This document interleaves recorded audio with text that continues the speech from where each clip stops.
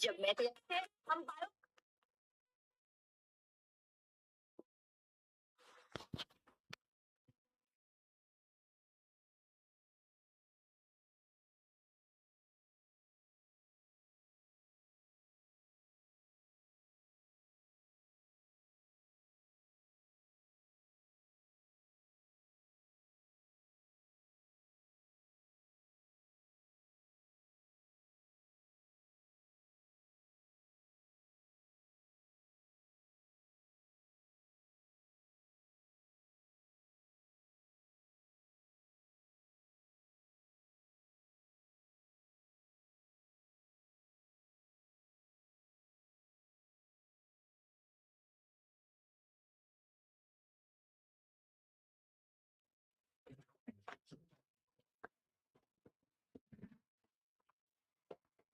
Hello मेरे प्यारे रसगुल्लो, कैसे हैं आप लोग? की हालचाल रहुआ लोग कैसन बानी? केम छो?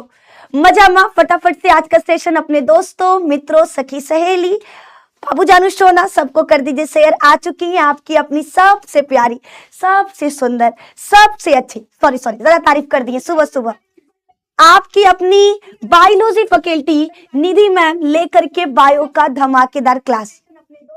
ये आवाज कहाँ से आ रहा है? आ चुकी है आपकी अपनी सबसे प्यारी, सबसे सुंदर, सब ठीक है। आज हमारे क्लास में ना बहुत गड़बड़ हो गया है, ठीक है। चलो कोनो बात नहीं। आज सुबह क्लास रोज शाम को होता था, आज सुबह सुबह क्लास निकल गया। तुमको पता है सुबह उठे अभी तक चाय नहीं पिए हैं, सबसे पहले तुम लोगों का क्लास ले रहे हैं, ठीक है। तो भैया फटाफट से जल्दी जल्दी है ना, जल्दी जल्दी सेशन को शेयर कर दिया जाए, ठीक। चलेगा चलेगा, 7 बजे भी क्लास चलेगा मेरे दोस्त, चलेगा। लेकिन आज हम आप लोगों के लिए सुबह में ना पूरा पूरा सब्जेक्टिव क्वेश्चन कराने वाले, धड़ाधड़, ठीक है। यही लिए ये हम कर देते हैं शेयर।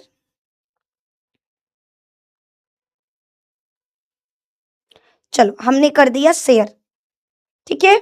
अब आप लोग भी भैया फटाफट से सेशन को शेयर कर दो। जितने भी लोग देख रहे हैं जो अभी तक शेयर नहीं किए हैं, जल्दी से शेयर करके जुड़ जाओ, है ना, ताकि हम आगे की तरफ बढ़ सके। तो स्टार्ट करें आज का क्लास। जी मैम, जी मैम, जल्दी जल्दी बताओ, स्टार्ट किया जाए आज का क्लास। सुप्रभात सुप्रभात, गुड मॉर्निंग गुड मॉर्निंग, ठीक है। गुड मॉर्निंग मेरे रसगुल्लो, कैसे हैं आप लोग? की हालचाल रउआ लोग कैसन बानी? केम छो? मजा मा? फटाफट से एक बार लाइव चैट में लिख दिया जाए। और आज का सेशन अपने दोस्तों, मित्रों, सखी, सहेली, बाबू जानू सोना सबको कर दीजिए शेयर, सबको बुला लीजिए निधि मैम के क्लास में। सबको कह दो उठो रे, रजाई में से निकलो, निधि मैम आई हैं, ठीक है।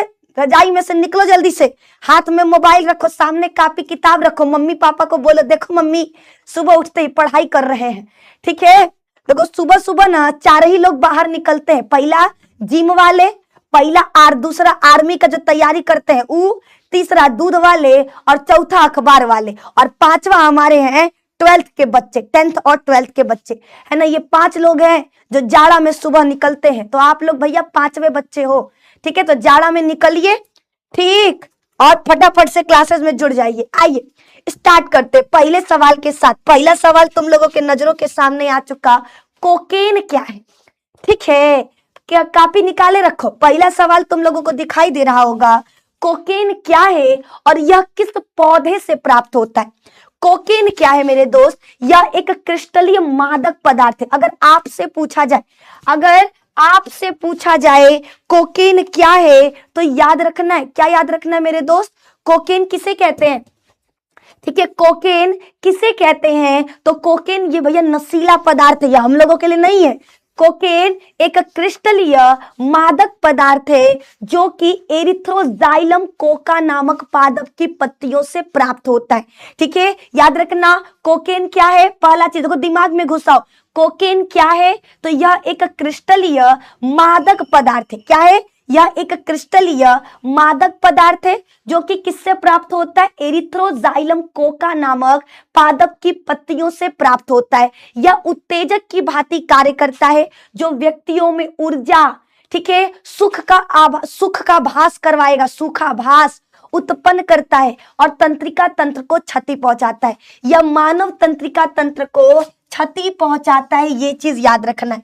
ठीक है, तो हमने क्या क्या बोला, कोकेन क्या है, सबसे पहली चीज यह क्रिस्टलीय, क्रिस्टलीय चीनी देखे ना, चीनी के समान, यह क्रिस्टलीय मादक पदार्थ है, मादक पदार्थ है। ठीक है, ये किससे प्राप्त होता है, तो याद रखना नाम होगा एरिथ्रोजाइलम, एरिथ्रोजाइलम कोका, एरिथ्रोजाइलम नामक, ठीक है, एरिथ्रोजाइलम कोका नामक पौधे की पत्ती से, नामक पौधे की पत्ती से। ठीक है, ये आपको याद रखना है। पहला चीज कोकेन क्या है, यह क्रिस्टलीय मादक पदार्थ है। दूसरा, यह एरिथ्रोजाइलम कोका नामक पौधों की पत्तियों से प्राप्त होता है। तीसरा, ये क्या करता है, ये उद्दीपन उत्पन्न करता है, उद्दीपन है ना, उत्तेजक की भांति, सॉरी उद्दीपन कह रहे, उत्तेजक की भांति कार्य करता है। ठीक है, उत्तेजक की तरह कार्य करता है। ठीक है, यह उत्तेजक की तरह कार्य करता है, याद रखना।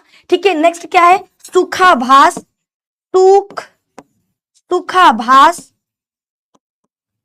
और ऊर्जा, सूखाभास और ऊर्जा उत्पन्न करता है, और क्या करता है, तंत्रिका तंत्र को क्षति पहुंचाता है। और क्या करता है मेरे दोस्त, तंत्रिका तंत्र को क्षति पहुंचाता है।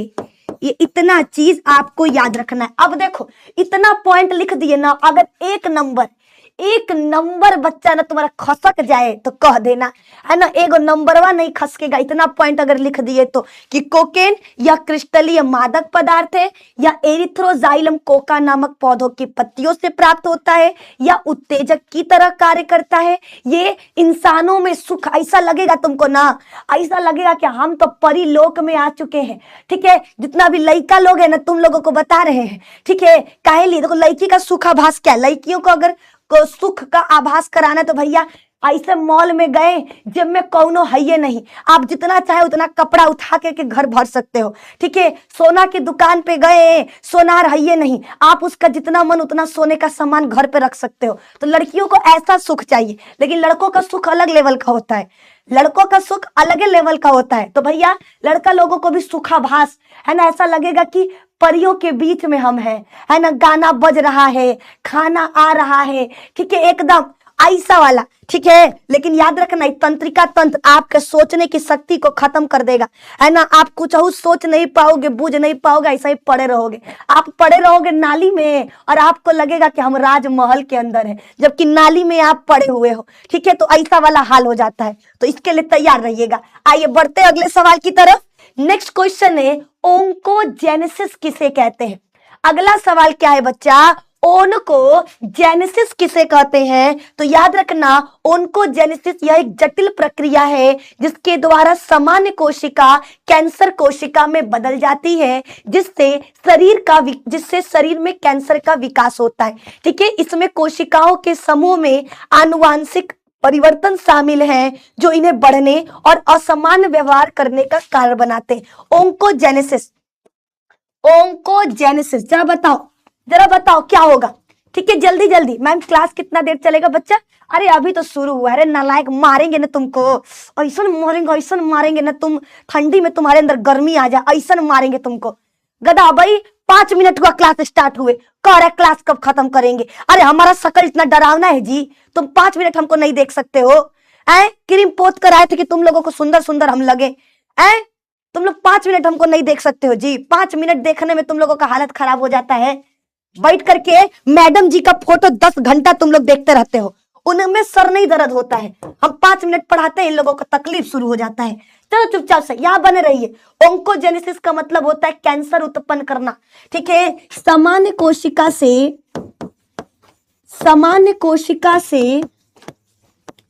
सामान्य ओंकोजीन मतलब होता है कैंसर उत्पन्न करने वाला जीन, है ना। सामान्य कोशिका से कैंसर कोशिका में बदलना, कैंसर सामान्य कोशिका से सामान्य कोशिका से कैंसर कोशिका में ओन्कोजेनेसिस एक प्रक्रिया है। ठीक है, यह क्या है? यह एक प्रक्रिया है, यह एक प्रक्रिया है। ठीक है, जिसमें, अरे पूरा लिख देते हैं, है ना, पूरा लिख देते हैं, नहीं तो तुम लोग ना आधा लिखोगे, हमको फंसा दोगे कि मैं, अरे अरे ये क्या हो गया जी, क्या होता रहता है हमारे क्लास में जी। पीसी आ जाओ। हाँ ठीक है, अरे पेनवा कहीं नहीं चल रहा है। यह एक प्रक्रिया है, यह एक प्रक्रिया है जिसमें सामान्य कोशिकाएं कैंसर कोशिका में बदल जाती हैं। ठीक है, यह एक प्रक्रिया है जिसमें सामान्य कोशिकाएं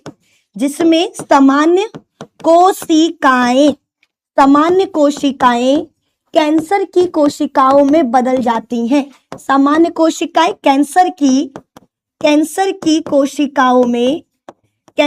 कोशिकाओं में बदल जाता है, बदल जाता है। ठीक है, यह एक प्रक्रिया है जिसमें सामान्य कोशिकाएं कैंसर की कोशिकाओं में बदल जाता है। ठीक है, कैंसर उत्पन्न करने वाले जीन को ओंकोजीन कहते हैं। कैंसर उत्पन्न करने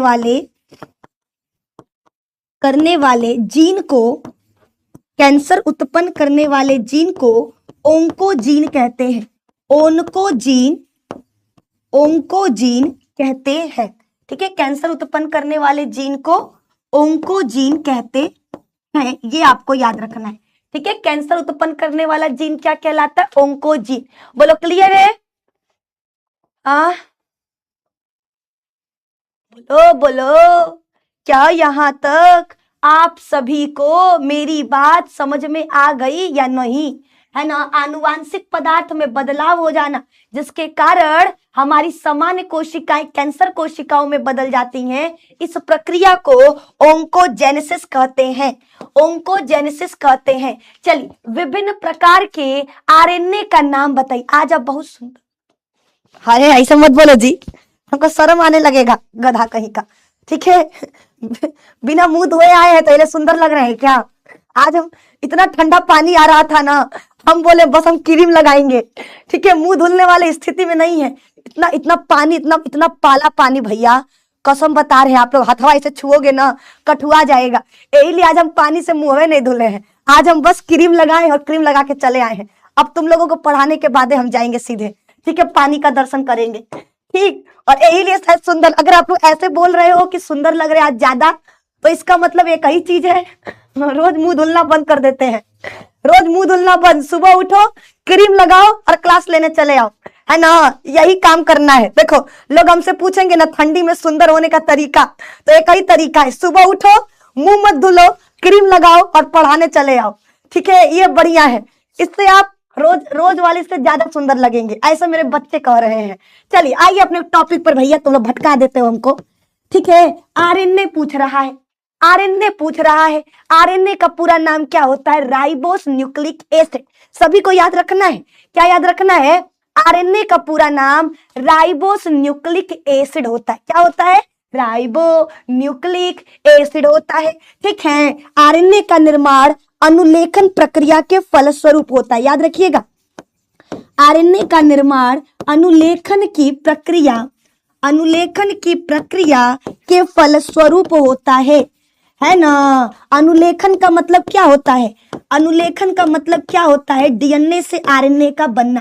याद रखिएगा, अनुलेखन का मतलब क्या होता है? डीएनए से आरएनए का बनना। ठीक है, डीएनए से आरएनए का बनना क्या कहलाएगा? ठीक है, डीएनए से आरएनए का बनना क्या कहलाएगा? याद रखना, आपका अनुलेखन कहलाएगा। ठीक है, डीएनए से आरएनए का बनना अनुलेखन कहलाता है, ये सभी को याद रखना है। बोलो क्लियर है? क्लियर है। ठीक है, आरएनए बच्चा 3 प्रकार का होता है। आरएनए 3 प्रकार का होता है। कौन कौन सा? तो हमारा ले लेते हैं आरआरएनए, एमआरएनए और टीआरएनए। ठीक है, आरएनए बनाने के लिए कौन सा एंजाइम जिम्मेदार होता है? RNA polymerase. ठीक है, आरएनए बनाने के लिए याद रखना कौन सा एंजाइम जिम्मेदार होता है? तो मेरे दोस्त आपका जवाब होगा क्या? RNA polymerase. ठीक है, आरएनए पॉलीमरेज एंजाइम क्या करता है? आरएनए का निर्माण करता है। किसका? आरएनए का निर्माण करता है। तो बच्चा याद रखना, ठीक है, आरएनए कौन बनाता है? RNA polymerase first, RNA polymerase first. ठीक है, एमआरएनए कौन बनाएगा? RNA polymerase second, RNA polymerase second. और टीआरएनए कौन बनाएगा? RNA polymerase third, RNA polymerase third. ये आपको याद रखना है। ठीक है, विभिन्न प्रकार के आरएनए, आरएनए का पूरा नाम राइबोन्यूक्लिक एसिड, आरएनए का पूरा नाम राइबोन्यूक्लिक एसिड। ठीक है, आरएनए का निर्माण कैसे होता है? अनुलेखन की प्रक्रिया के फलस्वरूप डीएनए से आरएनए का बनना क्या कहलाता है? अनुलेखन कहलाता है। आरएनए 3 प्रकार के होते हैं, आरआरएनए, एमआरएनए और टीआरएनए। आरआरएनए कौन बनाता है? RNA polymerase first. ठीक है, एमआरएनए कौन बनाता है? RNA polymerase second. और टीआरएनए कौन बनाता है? RNA polymerase third. ठीक है, ये बच्चा आपको याद रखना है, यहां तक में किसी को कोई दिक्कत परेशानी नहीं है। चलिए आगे की तरफ बढ़ते हैं। अगला सवाल बच्चा इंतजार कर रहा है, तो तीनों का काम याद रखना। आरआरएनए क्या करता है? राइबोसोम का निर्माण करता है। तीनों देखो, हमारे शरीर में 3 गो आरएनए बनता है, एमआरएनए, आरआरएनए और टीआरएनए, ये सभी को याद रखना है। ठीक है, आरआरएनए क्या करता है? राइबोसोम का निर्माण करता है। एमआरएनए क्या करता है? यह आनुवांशिक सूचनाओं को डीएनए से कहां पर? कोशिका द्रव्य में लेकर आता है प्रोटीन बनाने के लिए। और टीआरएनए क्या करता है? यह कोशिका द्रव्य से अमीनो एसिड को राइबोसोम तक लाता है। यह कोशिका द्रव्य से अमीनो एसिड को राइबोसोम तक लेकर आता है। बोलो, क्या सभी को क्लियर है? ठीक है, 3 गो आरएनए, तीनों का काम समझ में आ रहा है कि नहीं? प्रिया राजपूत मैम, मैं आर्ट्स से हूं, बस आपको देखने आई हूं। अरे यार, लड़का लोग बोलते तो हमको समझ में आता था, लड़की लोग क्या बोल रही है जी? आए लड़कियां लोग, चलो यार, हमारी बहनों को हम पसंद आ रहे हैं, बात की हमको खुशी है। तो हमारी प्रिया बहन जो आर्ट्स से है, कृपया बहन जाइए, आप आर्ट्स की तैयारी करिए, हमको देखने मत आइए। हमको देखने से आप आर्ट्स में टॉप नहीं करेंगी, है ना बहन? आप पढ़िए लिखिए, खूब नाम रोशन करिए अपने माई बाबू का, है ना? आपकी बहन आपके साथ है। जय हिंद, जय भारत। तुरंत जाइए बहन हमारे क्लास से। ठीक है, टाटा बाय बाय। आर्ट्स वाले बच्चे यहाँ क्या कर रहे हैं जी? आर्ट्स वाले बच्चे हमको देखने आ रहे हैं, ये सब क्या बात करते हो तुम लोग? हमको शर्मा देते हो सुबह सुबह हमको शर्म आने लग रहा है। चलिए, आरआरएनए याद रखना है। आरआरएनए क्या करता है? यह राइबोसोम के निर्माण का काम करता है। आरआरएनए क्या करता है मेरे दोस्त? ये राइबोसोम का निर्माण करता है। एमआरएनए क्या करता है? ये राइबोसोम तक प्रोटीन बनाने की सूचनाओं को डीएनए से लेकर आता है। और टीआरएनए क्या करता है? यह कोशिका द्रव्य से अमीनो एसिड को राइबोसोम तक लेकर आता है। 3 गो चीज बच्चा आपको याद रखना है, तीनों का काम आएगा तो लिख लेना, है ना? तीनों का काम आएगा तो लिख लेना। ओके, अगला सवाल, जीन अभियांत्रिकी क्या है? अभियांत्रित डीएनए प्राप्त करने हेतु अवस्थाओं को लिखे। ठीक है, जीन अभियांत्रित का मतलब होता है किसी जीव से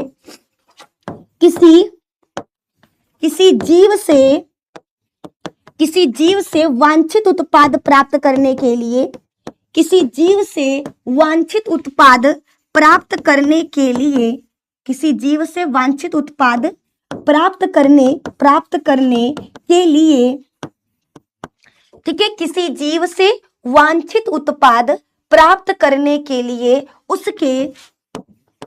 उसके आनुवांशिक पदार्थ में बदलाव कर देना, उसके आनुवांशिक पदार्थ में बदलाव कर देना जीन अभियांत्रिकी कहलाता है। जीन अभियांत्रिकी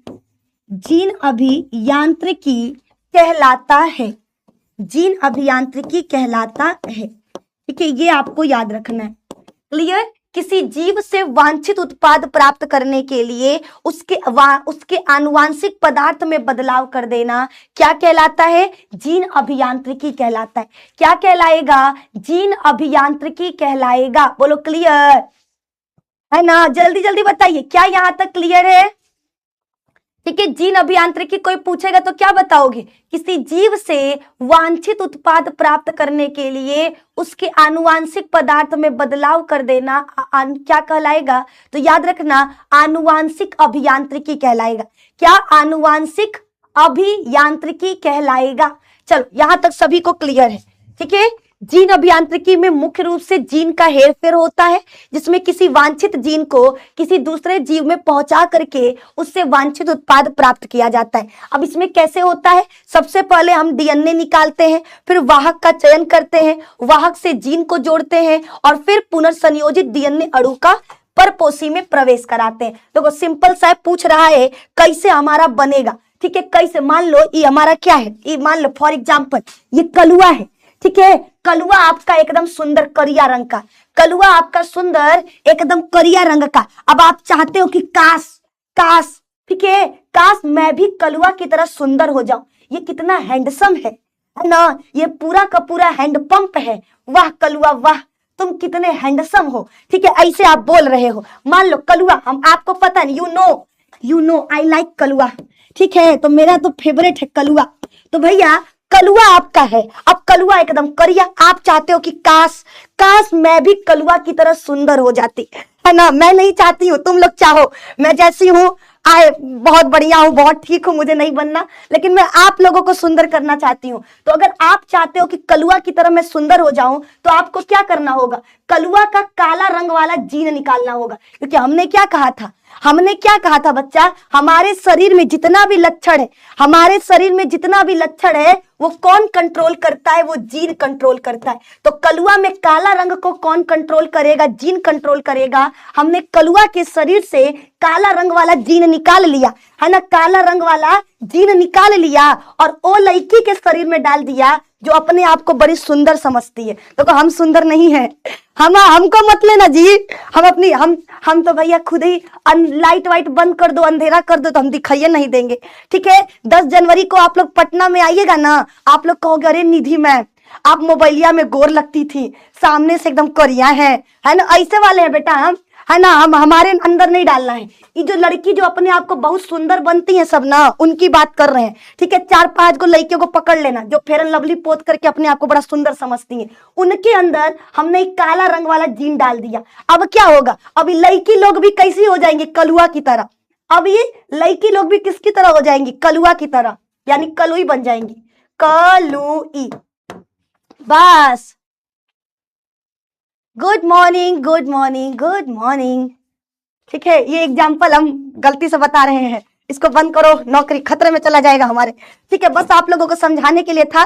ठीक है, आप लोग दिल पे मत लेंगे इसको। ठीक है, बस समझाने के लिए है। आपको याद रखना है, क्या याद रखना है? कि भैया जीन, ठीक है, किसी से कोई वांछित उत्पाद प्राप्त करने के लिए, किसी जीव से वांछित उत्पाद प्राप्त करने के लिए उसमें कोई बाहरी जीन को डाल देना, उसमें किसी बाहरी जीन को डाल देना, इसी को जीन अभियांत्रिकी कहते हैं। क्या कहते हैं? इसी को जीन अभियांत्रिकी कहते हैं। ये बच्चा आपको याद रखना है। क्या कहते हैं? जीन अभियांत्रिकी कहते हैं। अब कैसे हम जीन, सबसे पहले हमको वांछित जीन निकालना है। सबसे पहले क्या करेंगे? हम उस जीन को निकालेंगे जो हमको दूसरे के शरीर में डालना है ना? ठीक है, तो सबसे पहले हमने क्या किया? उस जीन को निकाल लिया। जीन को निकालना डीएनए का विलगन कहलाएगा। फिर हम एक वाहक चुनेंगे जो लेकर जाएगा। जैसे देखो तुम लोग खाना ऑर्डर करते हो, तो खाना ऑर्डर करने के बाद क्या होता है? डिलीवरी मैन खाना आपके घर तक पहुंचाता है ना। सबसे पहले रेस्टोरेंट ढूंढते हो, कौने वाले क्या अच्छा खाना मिलेगा, कौन सस्ता खाना देगा, ये सब चीज देखा जाता है ना। जब आपको रेस्टोरेंट मिल जाता है तो ऑर्डर का बटन दबा देते हो और फिर आपका एक डिलीवरी मैन डिलीवरी लेकर आता है। सेम उसी तरह से हम सबसे पहले वांछित जीन को, है ना, सबसे पहले वांछित जीन को निकालेंगे, फिर उस जीन को किसी वाहक में डालेंगे ताकि वो वाहक क्या कर सके? उस जीव के शरीर में लेकर जा सके, ताकि वो वाहक उस जीन को उस जीव के शरीर शरीर में लेकर जा सके, ठीक है। और फिर हम क्या करेंगे, उस जीन को उस जीव के डीएनए से जोड़ देंगे, जिसको पुनर्संयोजित डीएनए अणु कहा जाता है, और इस तरह से हमारा जीन अभियांत्रिकी कंप्लीट हो जाएगा। बताओ, क्या यहां तक आपको हमारा बात समझ में आया? आप गोरी गर्ल का जीन लेंगे तो मैं गोरी हो जा, हाँ हाँ हाँ हाँ ले लो, है ना। हमको नहीं चाहिए, हम जैसे है ठीक है, हमको ना गोरा होना है ना काला होना है, हम जैसे है ठीक है जी, ठीक है। तुम लोगों को भैया गोरा काला होना है, तुम लोग जीन निकालो, हमको छोड़ दो, ठीक है।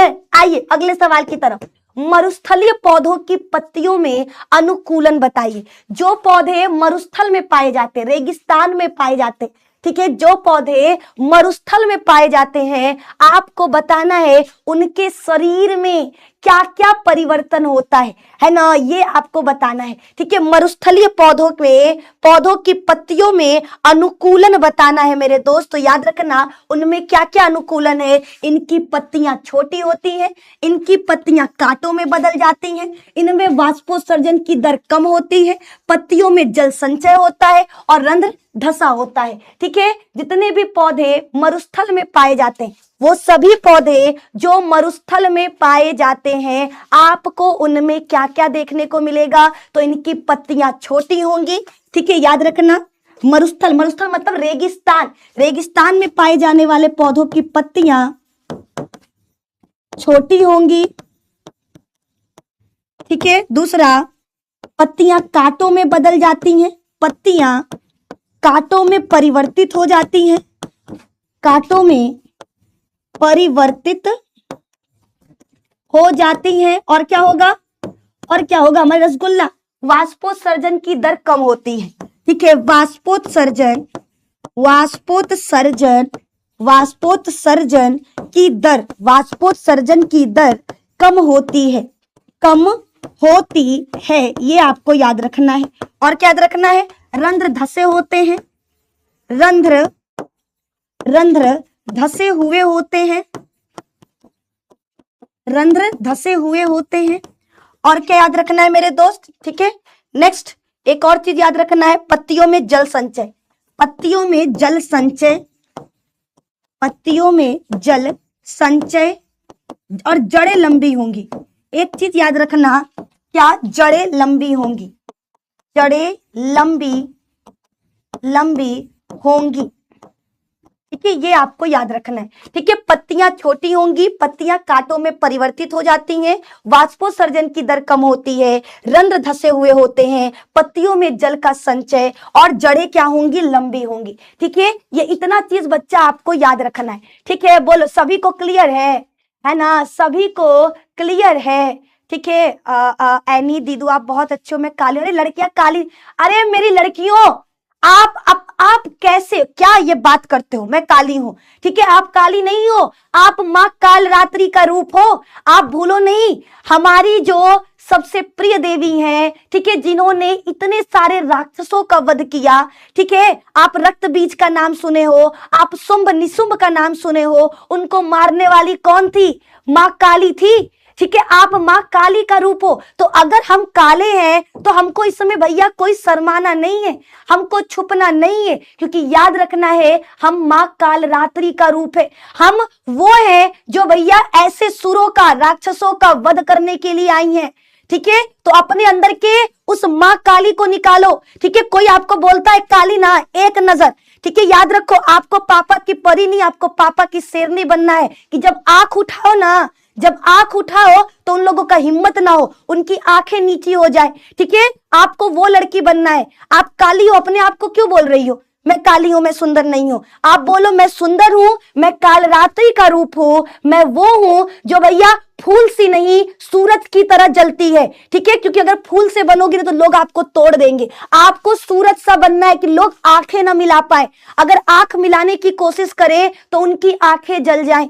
आपको सूरज की रोशनी की तरह अपने आप को जलाना है, समझ में आया? तो मेरी शेरनियों, आप बिल्कुल ये मत बोलना कि मैं सुंदर नहीं हूं। आप सुंदर हो, बहुत अच्छी हो, बहुत खूबसूरत हो, लेकिन बस अपनी नजरों में आप कभी अपने आप को गिरने मत देना, है ना। हम कली नहीं, माँ काली का रूप है, ठीक है। देखो लोग, समाज यही चाहता है, समाज यही चाहता है कि लड़कियां ना कली बनकर रहें, लड़कियां क्या है, सुंदर होने पे ध्यान दे। ठीक है, लड़कियां सुंदर होने पर ध्यान दे, खाना बनाने पर ध्यान दे, और सबका बस न जी हाँ, हाँ जी करते रहे। ठीक है, लोग बोले तुमको उठना है तो उठे, लोग बोले बैठना है तो बैठे। समाज आपको न एक स्वतंत्र लड़की को नहीं झेल सकता, तो आपको स्वतंत्र लड़की बनना है, आपको आजादी चुनना है, आपको आजाद बनना है। आप अपना फैसला खुद लोगे, आपको कब उठना है, आपको कब सोना है, आपको कब पढ़ना है, आपको कब क्या करना है, ये फैसला आपका होना चाहिए, किसी और का नहीं। तो खुद को इतना आजाद बनाओ ना कि कोई दूसरा आपके लिए आपका फैसला ना ले सके। आप खुद बोलो कि हम अपना फैसला खुद ले लेंगे। ठीक है, चलो इतना काफी है मोटिवेशन सुबह सुबह मेरी लड़कियों के लिए। चलो मेरी लड़कियों, फटाफट से यही बात पे लाइक का बटन दबा दो, है ना। निधि मैम का भी तो फायदा होना चाहिए, तुम लोगों को मोटिवेट किए हैं, बदले में एगो लाइक तो बनता है। ठीक है, लप लप लाइक कर दीजिए जल्दी से। चलो हम देख ले कितना लाइक चल रहा है। ठीक है, जल्दी जल्दी भैया एक बार लाइक का बटन दबा दिया जाए। ठीक है, लाइक का बटन दबा दिया जाए ताकि हम आगे की तरफ बढ़ सके, ताकि हम आगे की तरफ बढ़ सके। ठीक, लाइक की संख्या में भारी कमी है। ओ मेरी शेरनी, ओ मेरे शेरो, लाइक का बटन दबाओ, है ना। हम काले हैं तो क्या हुआ, दिल वाले हैं। ठीक है, चलिए आइए अगले सवाल की तरफ। वायुमंडल में नाइट्रोजन स्थिरीकरण के बारे में संक्षेप में बताइए। ठीक है, नाइट्रोजन, ठीक है, जल्दी जल्दी भैया आपके पास सवाल आ चुका। वायुमंडल में नाइट्रोजन को बैलेंस कैसे किया जाता है। ठीक है, सवाल क्या है कि वायुमंडल में नाइट्रोजन को बैलेंस कैसे किया जाता है। तो वायुमंडल में उपस्थित नाइट्रोजन का किसी पारितंत्र में स्थायी यौगिक के रूप में फिर से वापस पुनः वायुमंडल में जाना, देखो बहुत बेकार चीज है। ठीक है, ये बहुत बकवास डेफिनेशन लेकर हम आपको देते हैं। क्या होगा, तो वायुमंडल में नाइट्रोजन की मात्रा 78% होता है। वायुमंडल में नाइट्रोजन की मात्रा 78% होता है। ठीक है, इस मात्रा को बैलेंस रखने के लिए, इस मात्रा को स्थिर रखना नाइट्रोजन स्थिरीकरण कहलाता है। नाइट्रोजन स्थिरीकरण कहलाता है। इस मात्रा को स्थिर रखना नाइट्रोजन स्थिरीकरण कहलाता है ना। ये आपको याद रखना है। ठीक है, वायुमंडल में नाइट्रोजन की मात्रा 78% होता है। इस मात्रा को स्थिर रखना नाइट्रोजन स्थिरीकरण कहलाता है। क्या कहलाता है, इस मात्रा को स्थिर रखना क्या कहलाएगा, नाइट्रोजन स्थिरीकरण कहलाएगा, है ना। नाइट्रोजन स्थिरीकरण कहलाता है, ये बच्चा आपको याद रखना है। ठीक है, चल यहां तक सबको क्लियर है। देखो अब नाइट्रोजन बैलेंस कैसे रहता है, तो फॉर एग्जांपल देखो हमारे वायुमंडल में N2 है। ठीक है, कुछ बैक्टीरिया हैं जो क्या करते हैं, वो वायुमंडल से N2 लेकर के पेड़ पौधों को दे देते हैं। किसको, पेड़ पौधों को। और पेड़ पौधों जो फल बनाते हैं वो जानवर खाता है। जानवर खाएगा बच्चा, तो याद रखना जानवर जब मरेगा, ठीक है, तो उसके अंदर से हमारे जो आपके कवक होते हैं, जीवाणु होते हैं, वो उसके अंदर से क्या करेंगे, नाइट्रोजन को निकाल देंगे और वो वापस से कहां चला जाएगा, वायुमंडल में। तो ये ही आपका चक्र हमेशा चलता रहता है। ये चक्र हमेशा चलता रहता है। देखो सबसे पहले हमारे को कैसे समझना, कैसे, ठीक है, वायुमंडल में N2 है, N2 नाइट्रोजन है। नाइट्रोजन को हम क्या करते हैं बच्चा, नाइट्रोजन फिक्सेशन के द्वारा, किसके द्वारा, नाइट्रोजन फिक्सेशन के द्वारा, यानी नाइट्रोजन स्थिरीकरण करने वाले कुछ जीवाणु इसको अमोनिया में बदल देते हैं और अमोनिया में फिर बदलने के बाद इसको किसको दे देते हैं, पौधे को। पौधा क्या करता है, इस नाइट्रोजन को लेगा, अपने अंदर वृद्धि करेगा और फल का निर्माण करेगा। जब वो फल कौन खाएगा, हमारे जंतु खाएंगे, तो जंतु के शरीर में नाइट्रोजन चला गया। जब जंतु गोबर करेगा तो उसमें भी नाइट्रोजन होगा। जब जंतु मरेगा तो उसके शरीर में नाइट्रोजन होगा, जो अपघटित होकर वापस से वायुमंडल में चला जाएगा। तो भैया नाइट्रोजन, देखो कहते हैं दुनिया गोल है। दुनिया कैसी है बच्चा, गोल है, यानी अगर कोई यहां से शुरू हुआ है तो एंड भी कहां होगा, यहीं पर आकर होगा। ठीक है, तो अगर आप N2 ले रहे हो तो भैया मरने के बाद N2 दोगे भी, है ना, इसी को कहते हैं नाइट्रोजन चक्र। ठीक है, नाइट्रोजन स्थिरीकरण कौन करता है? सहजीवी और स्वतंत्र जीवाणु। ठीक है, कुछ जीवाणु क्या करते हैं? पेड़ पौधों के अंदर उपस्थित होते हैं, कुछ जीवाणु हमारे स्वतंत्र रूप से उपस्थित होते हैं जो नाइट्रोजन को बैलेंस करने का काम करते हैं, जो नाइट्रोजन को बैलेंस करने का काम करते हैं। ये सभी को याद रखना है। क्लियर? आइए अगला सवाल देख लेते हैं। ठीक है, गेहूं के 4 कोई किस्म का नाम बताइए। ठीक है, आपके सामने सवाल आ चुका। सवाल क्या है बच्चा? गेहूं के 4 किस्मों के बारे में बताना है। ठीक है, बहुत सवाल लाए हैं जी, चलो आज पूरा करके जाना है। गेहूं के 4 किस्म कौन कौन से याद रखना है? कल्याण, सोना, ऐसे बहुत सारे हैं। ठीक है, HD 234 ये उच्च उत्पादकता के लिए है। HD 9824 उच्च, देखो आपको 2 ठो नाम तो याद रखना है। एक तो भैया कल्याण सोना, कल्याण सोना, सोनालिका। ठीक है, HD, इसमें से कोई 2 हमको, एक के वाला सही लग रहा है, K234 और K807। ठीक है, 4 याद रखना है ना, K234 और K807। ठीक है, ये आपके क्या है बच्चा? गेहूं के 4 किस्म है। कोई भी गोल्डन राइस मत लिख देना, धान का किस्म है।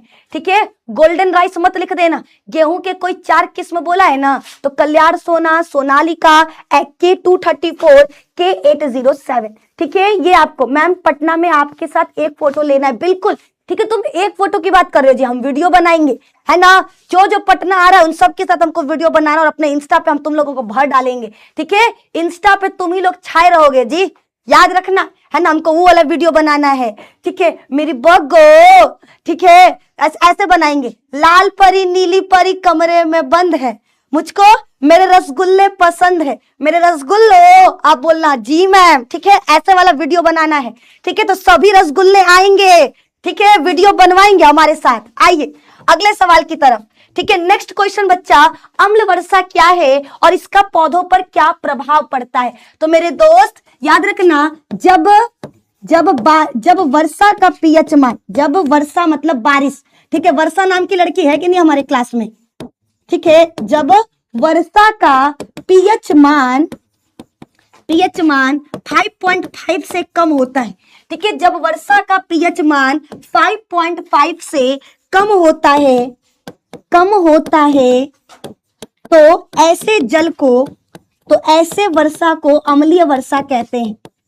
तो ऐसे वर्षा को अम्लीय वर्षा, तो ऐसे वर्षा को अम्लीय वर्षा कहते हैं, अम्लीय वर्षा कहते हैं। ठीक है, अब लिखेंगे वायुमंडल में प्रदूषण से उत्पन्न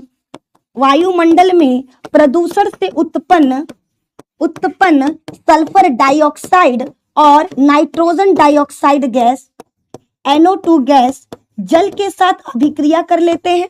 ठीक है, वायुमंडल में प्रदूषण से उत्पन्न SO2 और NO2 गैस जल के साथ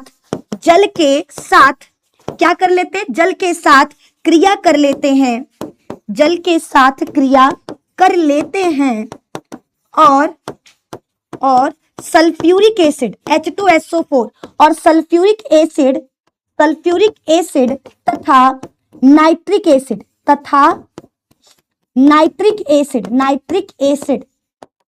ठीक है, वायुमंडल में प्रदूषण से उत्पन्न सल्फर डाइऑक्साइड और नाइट्रोजन डाइऑक्साइड गैस जल के साथ क्रिया कर लेते हैं और सल्फ्यूरिक एसिड और नाइट्रिक एसिड का निर्माण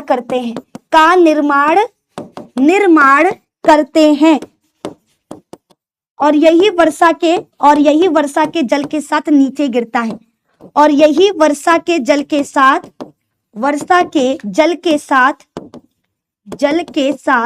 धरती पर गिरता है। ठीक है, जिसे हम अम्लीय वर्षा कहते हैं। जिसे क्या कहा जाता? अम्लीय वर्षा कहा जाता है। ये आपको याद रखना है। अम्ल वर्षा के कारण मृदा की अम्लीयता बढ़ जाती है, जिससे उत्पादकता कम हो जाता है, साथ ही पर्णहरित की कमी हो जाती है। ठीक है, तो सभी को क्या क्या याद रखना है? क्या क्या बच्चा याद रखना है? आपको याद रखना है। अम्लीय वर्षा समझ में आ चुका ना? जब बारिश के पानी का पीएच मान 5.5 से कम हो जाता है। जब बारिश के पानी का पीएच मान 5.5 से कम हो जाता है तो ऐसे जल को अम्लीय वर्षा कहते हैं। ऐसा क्यों होता है? तो प्रदूषण से उत्पन्न होने वाला सल्फर डाइऑक्साइड और नाइट्रोजन डाइऑक्साइड गैस वायुमंडल में जाकर के सल्फ्यूरिक एसिड और नाइट्रिक एसिड का निर्माण करता है। ठीक है, सल्फ्यूरिक एसिड और नाइट्रिक एसिड का निर्माण करता है। ठीक है, ये जब हमारी धरती पर गिरता है, कहां पर? धरती पर गिरता है, तो याद रखना धरती पर गिरने के वजह से, ठीक है, जो हमारा धरती है, खेत है, उसकी अम्लीयता को बढ़ा देता है, जिसके कारण उर्वरक क्षमता में कमी आ जाती है। साथ ही साथ पेड़ पौधों के अंदर जो पर्णहरित, जिसकी वजह से हमारी पत्तियां हरे रंग की होती हैं, उनकी भी कमी देखने को मिलेगा, है ना, मुरझाने लगेंगे पेड़ पौधे। ये आपको याद रखना है। क्लियर? बोलो जी। दीदू आज जो पढ़ाएंगी वही एग्जाम में आएगा ना? आदित्य जी, अरे बच्चा, एग्जामिनर हमारा ससुराल वाला है जी, जो हम पढ़ाएंगे वो दे देगा। बेटा हम अपने तरफ से पूरा मेहनत कर रहे हैं कि आपके परीक्षा में आने वाला सवाल आपको मिल जाए। अगर नहीं आएगा तो इसमें हमारी गलती कैसे है जी? अगर हम बोल दिए कि हम जो पढ़ाएंगे वो आएगा और नहीं आया तो न तो डंडा लेके दौड़ा लोगे हमको। हम ऐसा काम नहीं कर सकते, है ना। वो सब बाकी टीचर काम करते हैं, उनको डर नहीं है ना, कब वो पिटाई नहीं है ना। एक बार तुम लोग पीट उठ दोगे ना तो उन लोगों को भी डर हो जाएगा, फिर वो बोलना छोड़ देंगे कि हमसे पढ़ो, हमसे पढ़ोगे तो तुम लोग एग्जाम में टॉप करोगे। ऐसा नहीं होता है, ठीक है। खुद से पढ़ो, हम लोग बस आपको एक रास्ता दिखाएंगे, ठीक है। हम आपको हर वो सवाल करा रहे हैं जो परीक्षा में आ सकता है, इसकी गारंटी हम नहीं लेते हैं प्रभु, ठीक है। हम बस आपको तैयार कर रहे हैं कि सवाल आएगा, जवाब कैसे लिखना है। बाकी हमारा कौनो गलती नहीं, अगर परीक्षा में नहीं आता वो हमारा ससुराल वाला नहीं है, ठीक है, जो भैया हमारा क्लास देख देख के हमारे क्लास से क्वेश्चन बनाएगा। ठीक, ससुराल वाला होता तो समझो में आता है। वो तो ससुराल वाले तो हमारे गायब चल रहे हैं, उनको याद नहीं आ रहा है कि उनकी पतोह यहाँ पढ़ा रही है। कौनो बात नहीं जी। आइए आप आगे की तरफ, उनको छोड़िए, ठीक है। तुम लोग यहाँ पर आइए अगले सवाल की तरफ, ठीक है। नेक्स्ट क्वेश्चन आपके सामने आ चुका। जीन के आनुवांशिक रूपांतरण के मूलभूत चरण कौन से हैं? ठीक है, जीन के आनुवांशिक पदार्थ में बदलाव करने का क्या क्या? तो सबसे पहले हम डीएनए को निकालते हैं, फिर क्या करते हैं? वांछित जीन को निकालते हैं, फिर वांछित जीन को वाहक से जोड़ते हैं, फिर पुनर्संयोजित डीएनए का प्रवेश कराते हैं और फिर वांछित से हम अपना वांछित उत्पाद प्राप्त करते हैं। देखो नहीं समझ आया ना? देखो आनुवांशिक रूपांतरण का मतलब क्या है? किसी जीव के आनुवांशिक पदार्थ में बदलाव करके उससे वांछित उत्पाद प्राप्त करना। याद रखिएगा, किसी जीव के आनुवांशिक पदार्थ में बदलाव कर उससे वांछित उत्पाद को प्राप्त करना आनुवांशिक रूपांतरण कहलाता है। इसके निम्न चरण है। सबसे पहले हम क्या करते हैं? सबसे पहले डीएनए का विलयन करते हैं, ठीक है। सबसे पहले डीएनए निकालेंगे, फिर उस डीएनए में से वांछित जीन को निकालेंगे, ठीक है। वांछित जीन प्राप्त करेंगे, फिर वांछित जीन को वाहक से जोड़ेंगे, ठीक है। फिर वांछित जीन को वाहक से जोड़ेंगे, वांछित जीन को वाहक से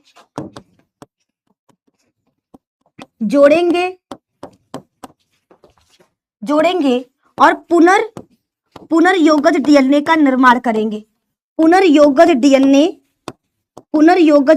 का निर्माण करेंगे। फिर क्या करेंगे? फिर हम इसको पोषी के शरीर में डालेंगे, फिर पोषी के शरीर में स्थानांतरित कर देंगे।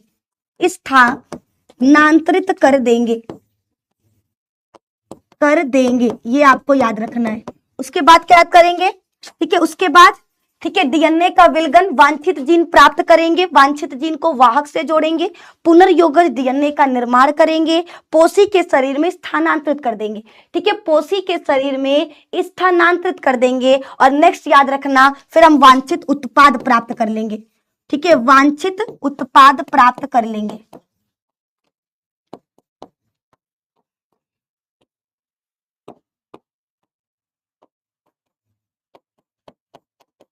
है ना। इतना चीज बच्चा आपको याद रखना है, ठीक है। डीएनए का विलगन, वांछित जीन को काटना, वांछित जीन को वाहक से जोड़ना, पुनर्संयोजित डीएनए का पोषी के शरीर में प्रवेश कराना और फिर वांछित उत्पाद को प्राप्त करना, ठीक है। ये आपको याद रखना है। क्लियर, बोलो क्लियर है, ठीक है। अगला है यूक्रोमेटिन और हेट्रोक्रोमेटिन में अंतर बताइए, है ना। अगला सवाल, अरे भैया संख्या में कमी हो रहा है, तुम लोग बढ़ने की जगह हमको लगा 2000 बच्चे लाइव रहोगे आज, ऐसा करोगे जी। 1300 हो गए। अरे यार तुम लोग ऐसा क्यों करते हो मेरे साथ, कितना मेहनत से हंसा हंसा के पढ़ाते हैं, फिर भी तुम लोगों का कदर ही नहीं होता है हमारा। समझे में नहीं आता है तुम लोग कैसा बच्चा हमको मिला है?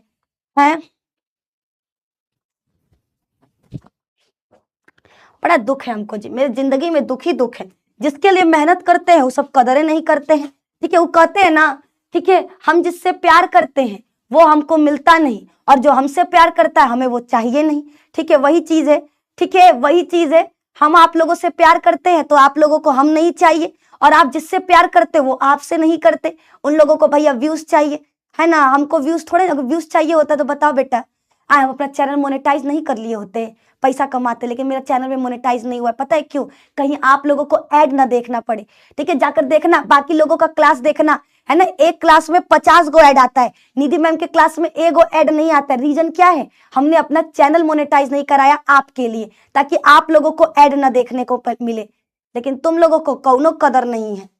चलिए आइए आगे की तरफ, ठीक है। आगे की तरफ आ जाओ। यूक्रोमेटिन और हेट्रोक्रोमेटिन, फोन आ रहा है क्या? ठीक है। यूक्रोमेटिन और हेट्रोक्रोमेटिन के बीच में अंतर बताना। तो देखो भैया याद रखिएगा, जब हमारा क्या होगा, जब हमारे गुणसूत्र, ठीक है, कसकर बंधे होंगे, कसकर बंधे होंगे तो उसको कहते हैं हेट्रोक्रोमेटिन, और जब ढीला बंधा होगा तो यूक्रोमेटिन, ठीक है। एक स्तनपायी केंद्रक में कहीं कहीं क्रोमेटिन ढीले तौर पर बंधे होते हैं, इनमें अभिरंजन हल्के रूप में होता है, वह सक्रिय होते हैं, इन्हें यूक्रोमेटिन कहते हैं। और जब क्रोमेटिन मजबूती से बंधे होते हैं, गहरे रंग से अभिरंजित होते हैं, तो उन्हें हेट्रोक्रोमेटिन कहा जाता है, ठीक है। तो भैया क्या क्या याद रखना है, आप यहां लिख देते हैं यूक्रोमेटिन के बारे में। ये ढीले बंधे होंगे, ठीक है। ऐसे क्रोमेटिन, ऐसे क्रोमेटिन, ठीक है, ऐसे क्रोमेटिन जो ढीले बंधे होते हैं, ऐसे क्रोमेटिन जो ढीले बंधे होते हैं, जो ढीले बंधे होते हैं, हम उन्हें क्या कहते हैं? यूक्रोमेटिन कहते हैं, पहला चीज, ठीक है। दूसरा चीज बच्चा, ये हल्के रंग से अभिरंजित होते हैं, है ना। अरे ठीक है, ये हाँ हल्के रंग से, ठीक है, ये हल्के रंग से अभिरंजित होते हैं,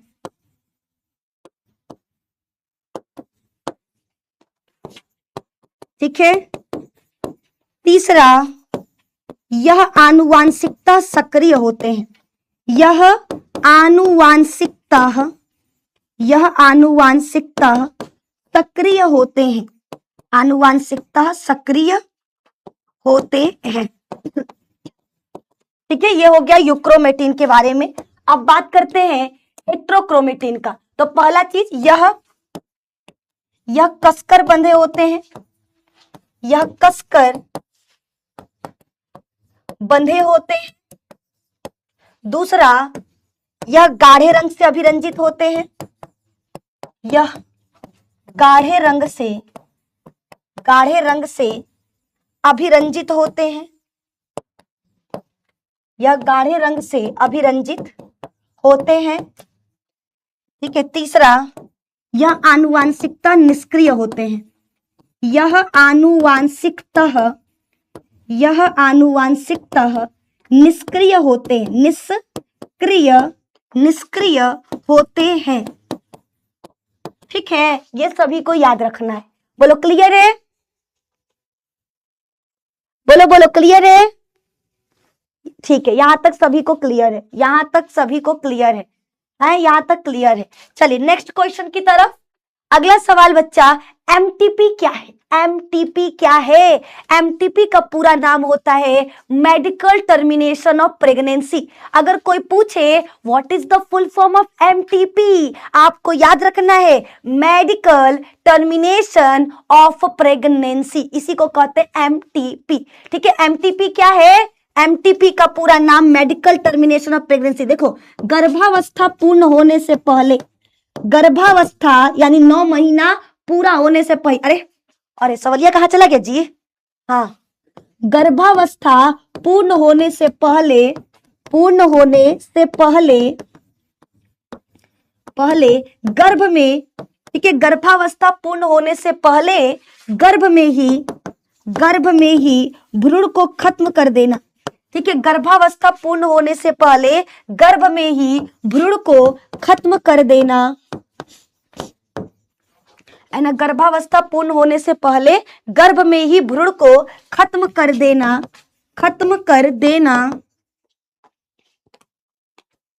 एमटीपी ब्रैकेट में medical termination of pregnancy, medical termination.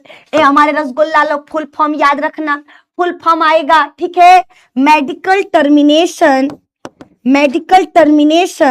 Of pregnancy कहते हैं, ऑफ प्रेगनेंसी।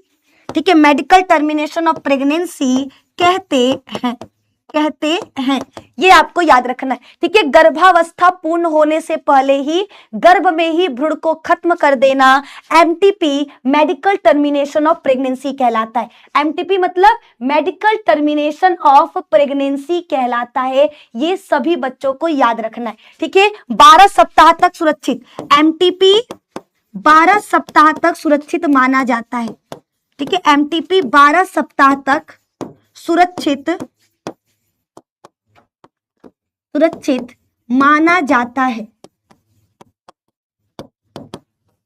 ना। ये सभी को याद रखना है, ये सभी बच्चा पार्टी को याद रखना है। चलिए अगला सवाल बच्चे देख लो। एमटीपी अर्थात गर्भावस्था का चिकित्सीय समापन डॉक्टर की मदद से। ठीक है, यहाँ पर एक पॉइंट ये भी लिख देना, गर्भावस्था का ये नहीं कि खुद ही करने बैठ गए, खुद नहीं कर सकते हो, डॉक्टर करता, नालायक को, है ना। गर्भावस्था का चिकित्सीय समापन, ठीक है, डॉक्टर की मदद से गर्भ में ही भ्रूण को खत्म करना। ठीक है, गर्भावस्था का चिकित्सीय समापन, ठीक है, इसी को कहते हैं क्या? इसी को कहते हैं हम एमटीपी यानी मेडिकल टर्मिनेशन ऑफ प्रेगनेंसी, यानी मेडिकल टर्मिनेशन ऑफ प्रेगनेंसी। ये आपको याद रखना है ना। आइए आगे की तरफ। एमटीपी अर्थात गर्भावस्था का चिकित्सीय समापन, गर्भावस्था पूर्ण होने से पूर्व ही चिकित्सीय रूप से इसका समापन करना होता है। यह शल्य क्रिया अथवा दवाओं द्वारा होता है। ठीक है, गर्भावस्था के 12वें सप्ताह तक यह प्रक्रिया सुरक्षित माना जाता है। ठीक है, ये सभी को याद रखना है। अगला, कुल आबादी का रूप क्या क्या है संक्षेप में लिखें। ठीक है, किसी एक निश्चित स्थान पर एक निश्चित समय पर एक विशेष समुदायों की संख्या को आबादी कहते हैं। क्या कहते हैं? आबादी। आबादी के प्रकार, पहला क्या? एक जाति आबादी, किसी एक स्थान पर एक ही जाति की आबादी। बहुजातीय का मतलब होता है किसी एक स्थान के समुदाय की सामूहिक संख्या को बहुजातीय आबादी कहते हैं। नहीं समझ आया? देखो मेरे दोस्त, आबादी कहते किसे है? आबादी का मतलब होता है किसी एक निश्चित क्षेत्र में, किसी एक निश्चित क्षेत्र में एकांक समय पर, किसी एक निश्चित क्षेत्र में एकांक समय पर, किसी एक निश्चित क्षेत्र में एकांक समय पर एक विशेष, ठीक है, किसी एक निश्चित क्षेत्र में एकांक समय पर किसी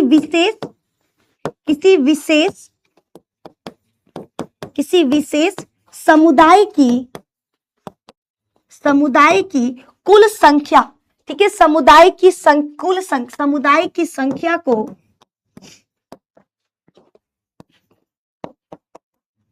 आबादी कहते हैं। क्या कहते हैं? आबादी कहते हैं। ये हो गया कंप्लीट। ठीक है, आबादी किसे कहते हैं तो सभी लोग याद रखेंगे आबादी क्या है। अब देखो, आबादी दो तरह का होता है। एक जातीय, ऐसा आबादी जिसमें एक ही जाति के जीव उपस्थित है। ठीक है, एक जातीय आबादी, और दूसरा होता है बहुजातीय आबादी।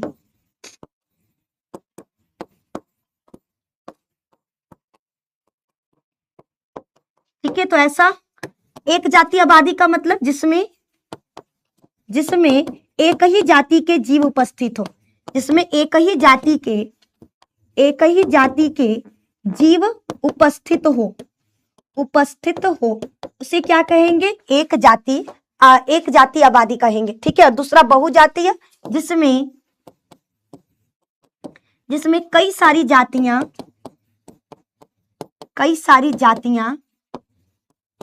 अर्थात समुदाय उपस्थित हो। समुदाय का मतलब होता है कई सारी जातियां, जैसे समझा देते हैं, रुक जाओ। ठीक है, देखो ये हमारे पास एक क्षेत्र है। ठीक है, एक क्षेत्र है, यहाँ पे सिर्फ इंसान ही इंसान है। सिर्फ कौन है? इंसान है। तो इंसान क्या है? जाति है। ठीक है, और इसको पूरा क्या बोलेंगे? एक जाति आबादी, यानी केवल एक ही जाति के आबादी वाले लोग हैं। ठीक है, यहाँ पर क्या है? सिर्फ और सिर्फ इंसान देखने को मिल रहे। अब दूसरा होता है बहुजाति आबादी। बहुजाति का मतलब होता है जिसमें इंसान भी है, ठीक है, कुत्ता भी है, ठीक है, कुत्ता है, बैक्टीरिया है, ठीक है, गाय है ना, हमारा गाय थोड़ा सा खराब है, भैंस है ना, भैंस है, ऐसे। ठीक है, तो भैया जब केवल एक क्षेत्र में एक ही जाति के जीव होंगे, ठीक है, याद रखिएगा। ठीक है, क्या मेरे दोस्त, कौन है ये बच्चा? दिलीप भाती, दिलीप बिहारी जी। अगर आपको हमारी हेड राइटिंग, पहले तो नालायक, पहले स्पेलिंग देखो सही लिखे हो कि नहीं। ठीक है, और दूसरा का चीज, अगर तुमको हमारी राइटिंग में दिक्कत हो रहा है तो मत करो क्लास, है ना। हमारे रसगुल्ला लोगों को हम जैसे हैं उनको वैसा ही पसंद है, हमारी राइटिंग ऐसा ही पसंद है। आप लग रहा है नया आया हो, ठीक है, तो भैया अगर आपको हमारी राइटिंग नहीं पसंद है, कोई दिक्कत परेशानी नहीं है, आप जा सकते हैं। हम जबरदस्ती बैठा कर नहीं पढ़ा रहे हैं।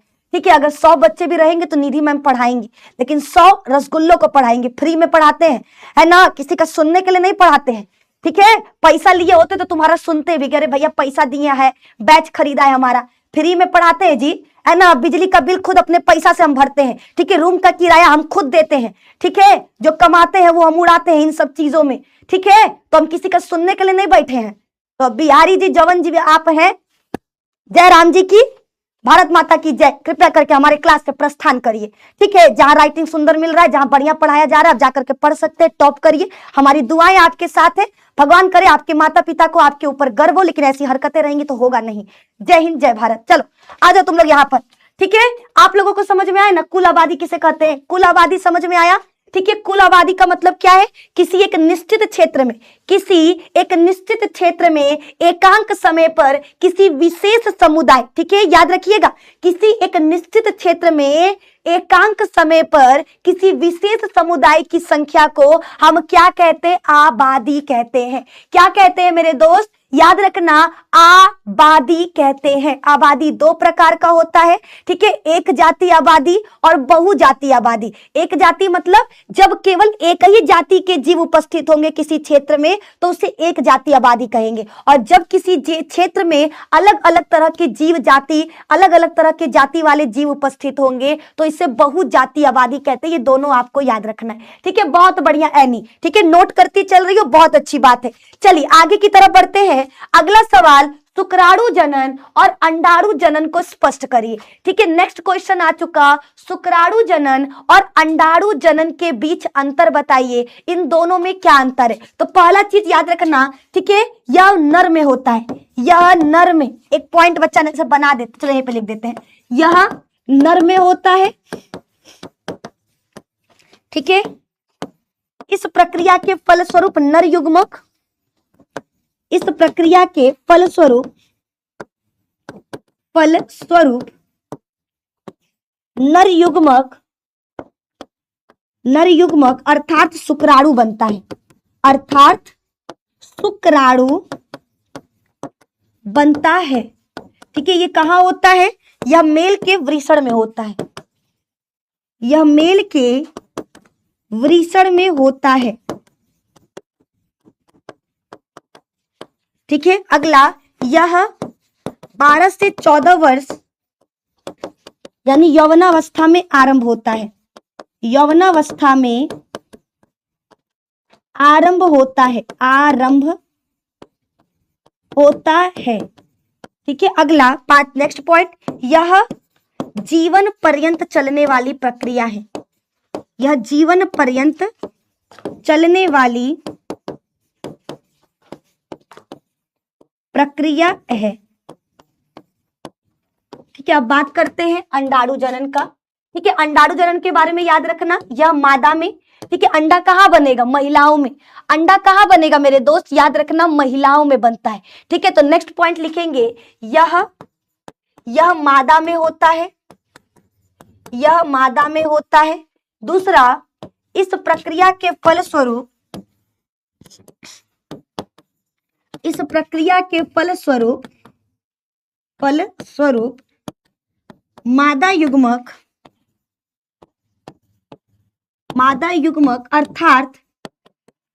अर्थात अंडाणु बनता है, अर्थात अंडाणु बनता है। ठीक है, यह मादा में होता है। इस प्रक्रिया के फलस्वरूप क्या बनेगा? याद रखना, इस प्रक्रिया के फलस्वरूप मादा युग्मक अर्थात, ठीक है, मादा युग्मक अर्थात क्या बनेगा? अंडाणु बनेगा। ठीक है, मादा युग्मक अर्थात क्या बनेगा? याद रखना, अंडाणु बनेगा।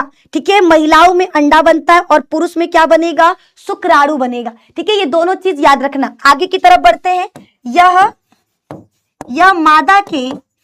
यह मादा के अंडाशय में होता है। यह प्रक्रिया मादा के अंडाशय, यह मादा के अंडाशय में होता है। ठीक है, नेक्स्ट क्या है? यह भ्रूण अवस्था में ही प्रारंभ हो जाता है। जब लड़की अपने माँ के गर्भ में होती है ना, तभी यह प्रक्रिया शुरू हो जाता है। यह भ्रूणी अवस्था में ही प्रारंभ हो जाता है। ठीक है, फिर नेक्स्ट, यह 40 से 45 वर्ष की आयु में बंद हो जाता है। यह 40 से 45 वर्ष की आयु में बंद हो जाता है ना, ये जीवन भर नहीं चलता। ठीक है, ये आपको शुक्राणुजन और अंडाणुजन दोनों के बीच में अंतर आपको याद रखना है। ठीक है, दोनों के बीच में बच्चा अंतर आपको याद होना चाहिए, ये बहुत इंपॉर्टेंट है। ठीक है, बहुत इंपॉर्टेंट है। क्लियर? चलो यहां पर आ जाओ। ठीक है, शुक्राणु जनन, वृषण में शुक्राणु निर्माण की प्रक्रिया को शुक्राणु जनन कहते हैं। शुक्राणु का निर्माण भारी मात्रा में होता है। यह प्रक्रिया जीवन पर्यंत चलता है। अब बात करते हैं अंड जनन। ठीक है, अंडाणु का अंडाशय में बनना अंडाणु जनन कहलाता है। ठीक है, एक बार में केवल एक अंडा ही बनता है। लड़कों में क्या होता है? शुक्राणु की संख्या भारी मात्रा में होगा, लेकिन बच्चा याद रखना, लड़कियों में एक बार में केवल एक अंडा ही बनेगा। ठीक है, यह प्रक्रिया लगभग 50 वर्ष की आयु तक चलता है। ठीक है, लड़कों में क्या है? पूरे जीवन भर चलेगा। लड़कियों में 40 से 45 वर्ष की आयु में बंद हो जाता है। यहाँ 50 की जगह आप लिखो 40 से 45 वर्ष की आयु में बंद हो जाता है। ये सभी को याद रखना है। ठीक है, ये सभी को याद रखना है। बताओ, क्लियर है? मैम ये यूपी बोर्ड वालों के लिए, हाँ जी बिल्कुल पढ़ सकते हैं। चलो जल्दी बताओ, यहां तक सभी को क्लियर है? हाँ या ना? हाँ या ना? जल्दी जल्दी बताओ, क्या आप सभी को यहां तक हमारी बात समझ में आ गई? हाँ या ना? जय भीम, जय भीम, जय भीम। चलो बहुत बढ़िया है ना, जय श्री राम। चलो यार बस करो तुम लोग, एक ही चीज लिखा है 76 बार, मारेंगे जन पटाखा तो नाचत फिरोगे गधा कहीं का। पढ़ाई कर पे ध्यान दो, है ना, पढ़ाई करो। जय बायोलॉजी लिखो, लिखो जय बायोलॉजी, है ना, बायो वाले बच्चे लिखो जय बायोलॉजी, इसके अलावा कुछ नहीं। चलो चुपचाप से। ठीक है, सभी को यहां तक क्लियर है? ओके, आइए बढ़ते हैं अपने अगले सवाल की तरफ। ठीक है, नेक्स्ट क्वेश्चन आपका इंतजार कर रहा है, टेस्ट ट्यूब बेबी किसे कहते? ठीक है, अगला सवाल बच्चा आपके, हमको चाय पीना है। चाय पीना है? बोलो, क्या तुम लोगों को भी चाय पीना है? मम्मी को फोन लगाते हैं, हमारी मम्मी गुस्साएंगी। ठीक है, हमारी मम्मी बोलेंगे तुमको चाय पीना है जी, थाने से पढ़ाओ, पढ़ा करके घर आओ। ठीक है, देखो फोन में नहीं उठाएंगी तो दिक्कत हो जाएगा। सब बोल दें चाय पिलाने के लिए। देखो रुक जाओ, सुनते हैं।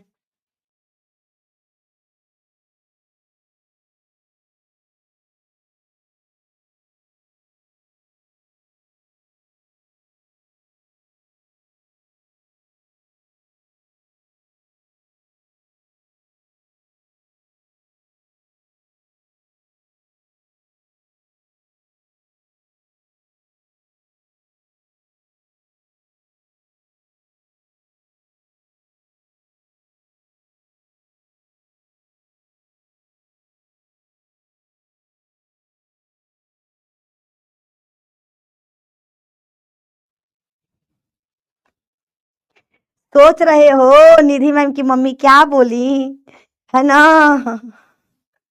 नहीं बताएंगे, डांट खाने के बाद बताया थोड़े नहीं जाता है सिर्फ। ठीक है, चलो हम नहीं बताने वाले हैं अभी क्या क्या बात हुआ। आप लोग आइए यहाँ पर, ठीक है, आप लोग आइए यहाँ पर बच्चा टेस्ट ट्यूब बेबी पर। ठीक है, कोई अगर बंद दंपत्ति है जिसको संतान नहीं हो रहा है ना, याद रखिएगा। ठीक है, कोई बंद दंपत्ति है जिसको संतान नहीं हो रहा तो वो टेस्ट ट्यूब बेबी का इस्तेमाल करता है। सवाल है टेस्ट ट्यूब बेबी क्या है? तो भैया याद रखिएगा, नर के शरीर से, ठीक है, नर के शरीर से शुक्राणु, नर के शरीर से शुक्राणु तथा मादा के शरीर से, नर के शरीर से शुक्राणु तथा मादा के शरीर से,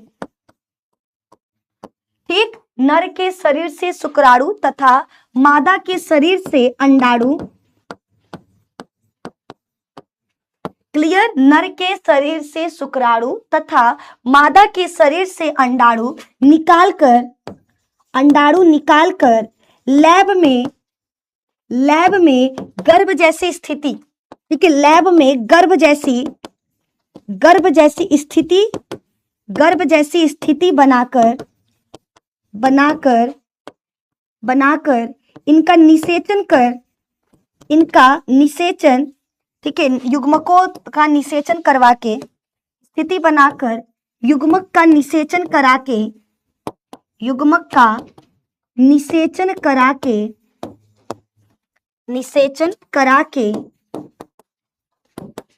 टेस्ट ट्यूब के अंदर भ्रूण को तैयार करना, इस प्रक्रिया को टेस्ट ट्यूब बेबी कहते हैं। इस प्रक्रिया को टेस्ट ट्यूब बेबी कहते हैं। टेस्ट ट्यूब बेबी कहते हैं, ये सभी को याद रखना है। अगर आपसे पूछा जाए टेस्ट ट्यूब बेबी क्या है, तो टेस्ट ट्यूब बेबी का मतलब होता है जब नर के शरीर से नर युग्मक और मादा के शरीर से मादा युग्मक दोनों को निकाल करके, ठीक है, नर युग्मक और मादा युग्मक को निकाल करके लैब में गर्भ जैसी स्थिति बनाकर टेस्ट ट्यूब के अंदर भ्रूण को तैयार करना टेस्ट ट्यूब बेबी कहलाता है। क्या कहलाता है? टेस्ट ट्यूब बेबी कहलाता है। ये बच्चा आपको याद रखना है, ठीक है, ये बच्चा आपको याद रखना है। टेस्ट ट्यूब बेबी किसमें होता है? बंद दंपत्ति, ऐसे दंपत्ति जो संतान उत्पन्न नहीं कर सकते, ऐसे दंपत्ति जो संतान उत्पन्न नहीं कर सकते, उनमें नर और मादा युग्मक को शरीर से बाहर निकालकर लैब में गर्भ जैसी स्थिति देकर टेस्ट ट्यूब के अंदर भ्रूण को तैयार करना टेस्ट ट्यूब बेबी कहलाता है। क्या कहलाता है? टेस्ट ट्यूब बेबी कहलाता है। ये आपको याद रखना है। आइए बढ़ते हैं अगले सवाल की तरफ। नेक्स्ट क्वेश्चन बच्चा क्या है आपके सामने, आ जाओ देखा जाए। आरएनए के प्रकारों को लिखिए। तो भैया तो इजी हो गया, आरएनए भैया, आरएनए। सबसे पहले आरएनए के बारे में कुछ चीजें याद रखो, ठीक है, आरएनए के बारे में कुछ चीजें याद रखो। पहला पॉइंट, इसका पूरा नाम क्या होता है? Ribose nucleic acid. दूसरा, इसमें राइबोस शर्करा पाया जाता है, तीसरा, यह एक कुंडलित होता है, ठीक है। चौथा, यह केंद्रक में बनता है, पांचवा, अनुलेखन प्रक्रिया के फलस्वरूप, ठीक है, डीएनए से आरएनए का निर्माण होता है, अनुलेखन की प्रक्रिया के फलस्वरूप, ठीक है। छठा पॉइंट, यह कोशिका द्रव्य में पाया जाता है, ठीक है, बनता केंद्रक में है, पाया कहां जाता है? कोशिका द्रव्य में। यह कोशिका द्रव्य में पाया जाता है, ठीक है, ये भी याद रखना है। और क्या याद रखना? सातवां पॉइंट, ठीक है, कोशिका द्रव्य में पाया जाता है, ठीक है, कुंडलित होता है केंद्र में। हाँ, यह प्रोटीन का निर्माण करता है। काम क्या है? यह प्रोटीन का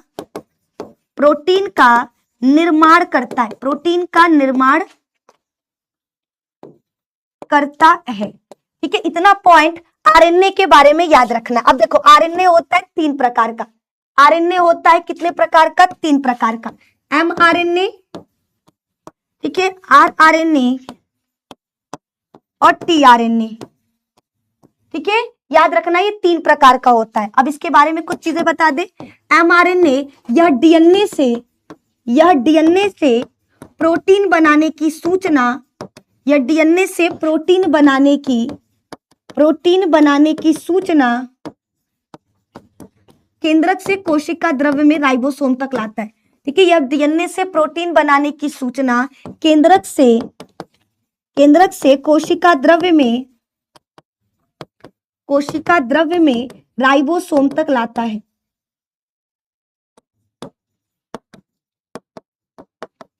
ठीक है, अब बात करते हैं आरआरएनए का। यह सबसे अधिक मात्रा में पाए जाने वाला आरएनए है। यह सबसे अधिक मात्रा में पाए जाने वाला आरएनए है। यह राइबोसोम का निर्माण करता है। ठीक है, आरआरएनए क्या करता है? राइबोसोम का निर्माण करता है। अब बात करते हैं टीआरएनए का। ठीक है, टीआरएनए जिसको हम ट्रांसफर आरएनए भी कहते हैं, याद रखना यह कोशिका द्रव्य में उपस्थित अमीनो एसिड को सक्रिय कर, ठीक है, ठीक है, यह कोशिका द्रव्य में उपस्थित अमीनो एसिड को सक्रिय कर, यह कोशिका द्रव्य में उपस्थित अमीनो एसिड को सक्रिय कर राइबोसोम तक लाता है।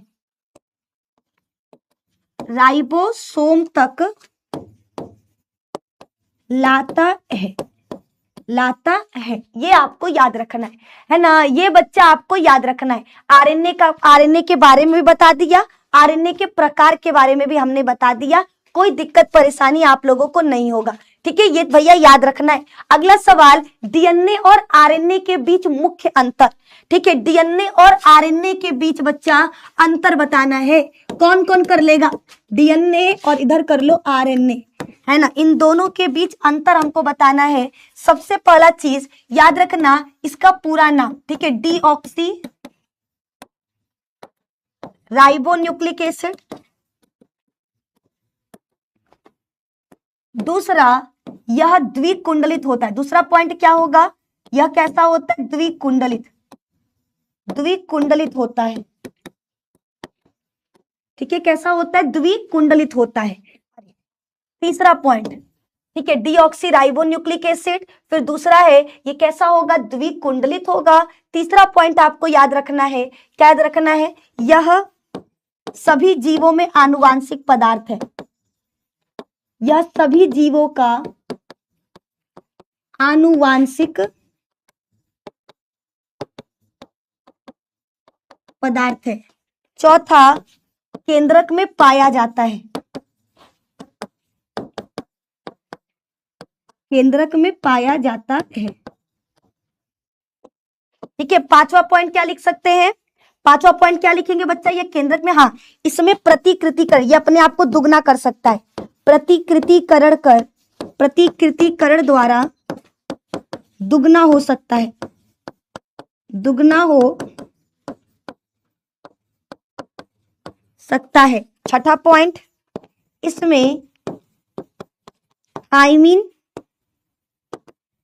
थाइमिन नाइट्रोजन बेस होता है। इसमें थाइमिन नाइट्रोजन बेस होता है। सातवां, इसमें यूरासिल नहीं पाया जाता।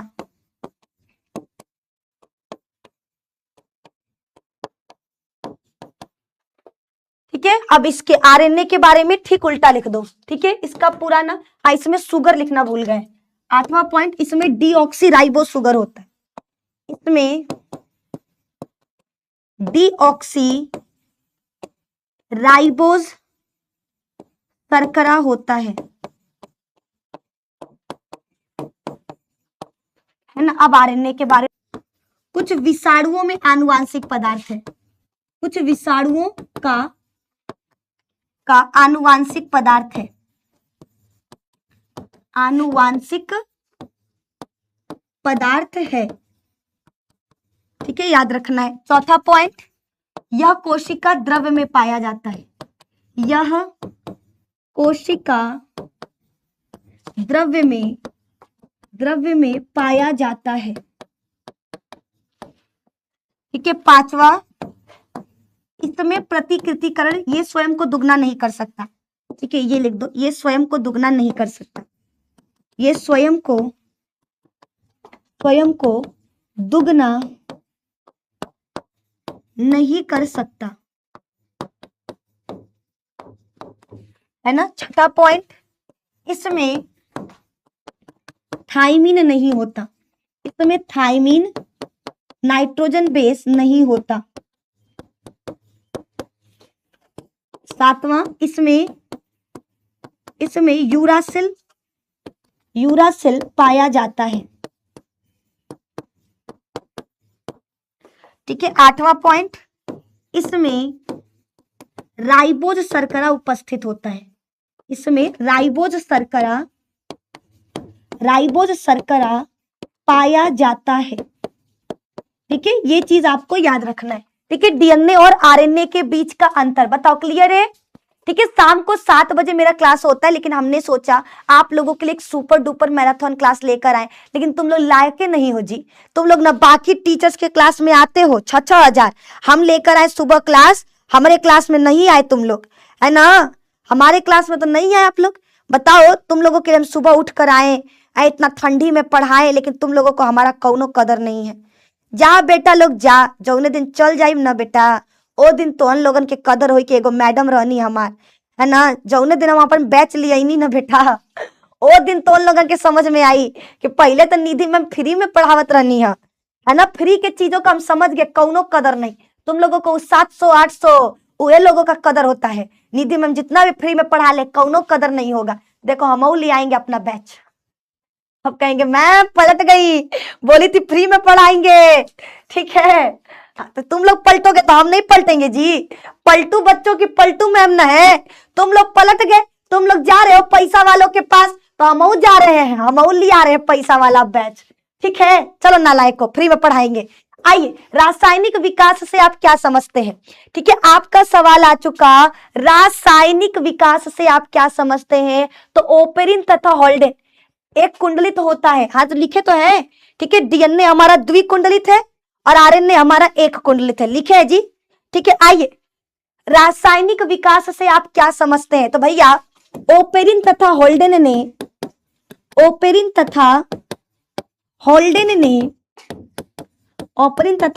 नामक वैज्ञानिकों ने धरती पर जीवों के विकास से संबंधित, वैज्ञानिकों ने धरती पर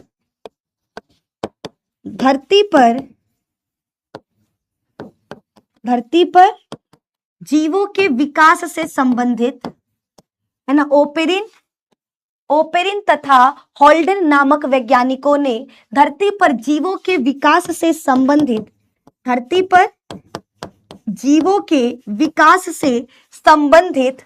ठीक है, ओपेरिन तथा हॉल्डेन नामक वैज्ञानिकों ने धरती पर जीवों के विकास से संबंधित रासायनिक विकास का सिद्धांत दिया। रासायनिक विकास का सिद्धांत दिया। ठीक है, आगे इनके अनुसार धरती पर जीवों का विकास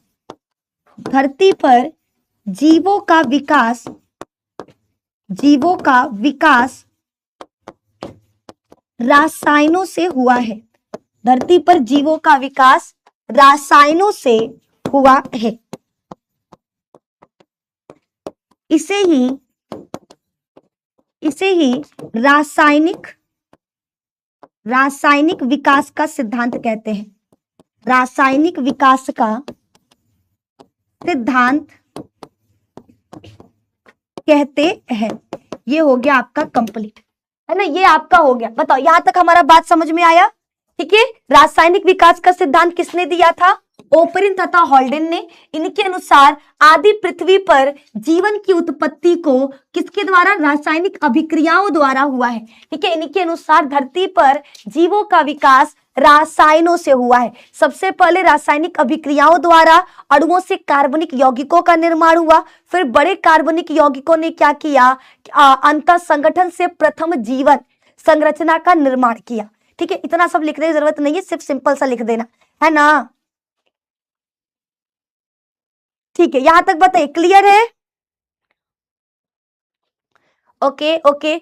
सभी लोगों को 10 जनवरी पटना, ठीक है, 10 जनवरी पटना ज्ञान भवन हम आप लोगों से मिलने के लिए आ रहे हैं। ठीक है। दोपहर में बच्चा 1 बजे तक आप आ जाओ। ठीक है। इसलिए हम सुबह का टाइम नहीं रखे, दोपहर का टाइम रखे, आप आराम से आइए। ठीक है। तो सभी मेरे रसगुल्ला लोग जो भी पटना के आसपास रहते हैं, ठीक है, जो हमसे मिलना चाहते हैं, ठीक है, जो सच में मेरे रसगुल्ला है, वो क्या कर सकते हैं? 10 जनवरी को पटना ज्ञान भवन आ सकते हैं। आप सभी का दिल से वहां पर हम स्वागत करेंगे। ठीक है। तो सभी लोग पटना ज्ञान भवन आ सकते हैं। अगला सवाल है, मियादी बुखार के कारण, कारक और लक्षणों को बताइए। मियादी बुखार यानी टाइफाइड की बात हो रही है। ठीक है। टाइफाइड की बात हो रही है तो मेरे दोस्त लिखेंगे यह एक जीवाणु जनित रोग है। किसके द्वारा? बैक्टीरिया के द्वारा होता है। यह एक जीवाणु जनित रोग है। ठीक है। नेक्स्ट पॉइंट, यह साल्मोनेला टाइफी, यह साल्मोनेला टाइफी नामक जीवाणु के कारण होता है। ठीक है। याद रखना, यह एक जीवाणु जनित रोग है। यह साल्मोनेला टाइफी नामक जीवाणु के कारण होता है। ठीक है। आगे, यह गंदा खाना एवं पानी पीने से संचारित होता है। यह गंदा खाना एवं गंदा पानी पीने से संचारित होता है। ठीक है। गंदा खाना या एवं गंदा पानी पीने से संचारित होता है। ये आपको याद रखना है। ठीक है। इस रोग के लक्षण क्या है? तेज बुखार, भूख न लगना, पेट में दर्द, सिर दर्द, कमजोरी। ठीक है। लक्षण लिख देना। ठीक है। लक्षण क्या होगा? पेट दर्द, ठीक है, पेट दर्द, कमजोरी, भूख का न लगना, ठीक है, बुखार आदि। ठीक है। इतना लक्षण काफी है। ठीक है। ये इतना आपको लिख लेना है। बोलो क्लियर? बोलो बोलो, क्या यहाँ तक आपको समझ में आ गया? हाँ या ना? हाँ या ना? जल्दी जल्दी बताइए। ठीक है। चलो भैया, यहाँ तक सभी को क्लियर है। ठीक है। नेक्स्ट क्वेश्चन की तरफ बढ़ जाते हैं। अगला सवाल है, टीकाकरण का सिद्धांत किस पर आधारित है और यह कैसे कार्य करता है? तो देखो बच्चा, टीकाकरण का सिद्धांत प्रतिरक्षा तंत्र की स्मृति के गुण पर आधारित है। ठीक है। टीकाकरण में क्या होता है? ठीक है। टीकाकरण का मतलब होता है, एग्जाम से पहले आप लोगों का एक टेस्ट ले लेना। ठीक है। बहुत सारे कोचिंग्स में क्या होता है, एग्जाम से पहले एग्जाम के लेवल का टेस्ट लिया जाता है, जिससे आप खुद को जांच पाते हो कि आपकी तैयारी कैसी है। और मान लो जो आपके एग्जाम में क्वेश्चन आंसर आया था, वही क्वेश्चन आंसर अगर आपको क्या मिल जाए, आपके बोर्ड के एग्जाम में मिल जाए, तो आपको याद आएगा, अरे ये सवालिया तो निधि मैम करवाई थी, है ना? ऐसे आप बोलोगे ना। उसी चीज को बच्चा याद रखना है। प्रतिरक्षण या टीकाकरण किस सिद्धांत पर आधारित है? तो स्मृति के सिद्धांत पर। किसके? स्मृति के सिद्धांत पर। ये आपको याद रखना है ना? स्मृति, प्रतिरक्षा तंत्र की स्मृति के गुण पर लिखेंगे। यह प्रतिरक्षा तंत्र के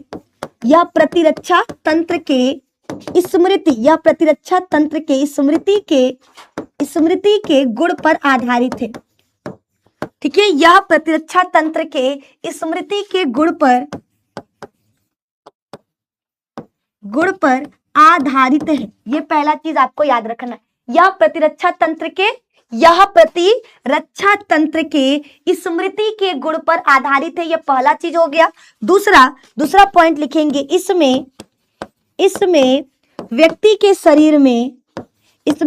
के शरीर को व्यक्ति के शरीर को हानिकारक रोगाणु से लड़ने के लिए हानिकारक रोगाणु से लड़ने के लिए तैयार किया जाता है। हानिकारक रोगाणु से लड़ने के लिए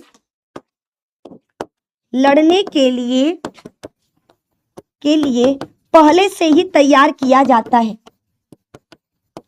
तैयार किया जाता है। ठीक है, इसमें क्या होता है तो लिखेंगे इसमें हानिकारक रोगाणु को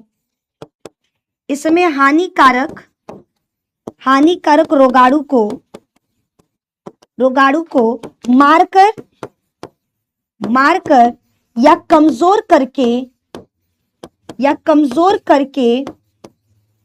कमजोर करके व्यक्ति के शरीर में डाल दिया जाता है। व्यक्ति के शरीर में इसमें हानिकारक रोगाणु को मारकर या कमजोर करके व्यक्ति के शरीर में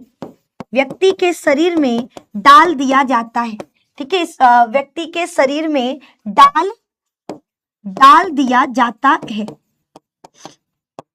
है ना। इसमें हानिकारक रोगाणु को मारकर या कमजोर करके व्यक्ति के शरीर में डाल दिया जाता है ताकि शरीर उसके खिलाफ प्रतिरक्षा तैयार कर सके। ताकि शरीर उसके खिलाफ प्रतिरक्षा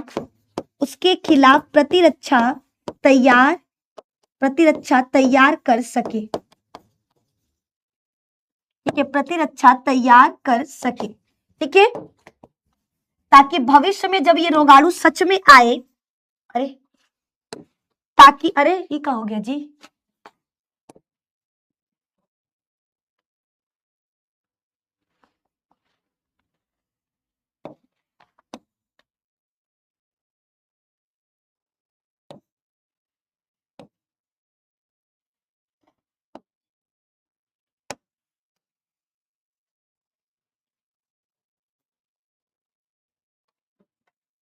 क्या कर रही है निधि मैम?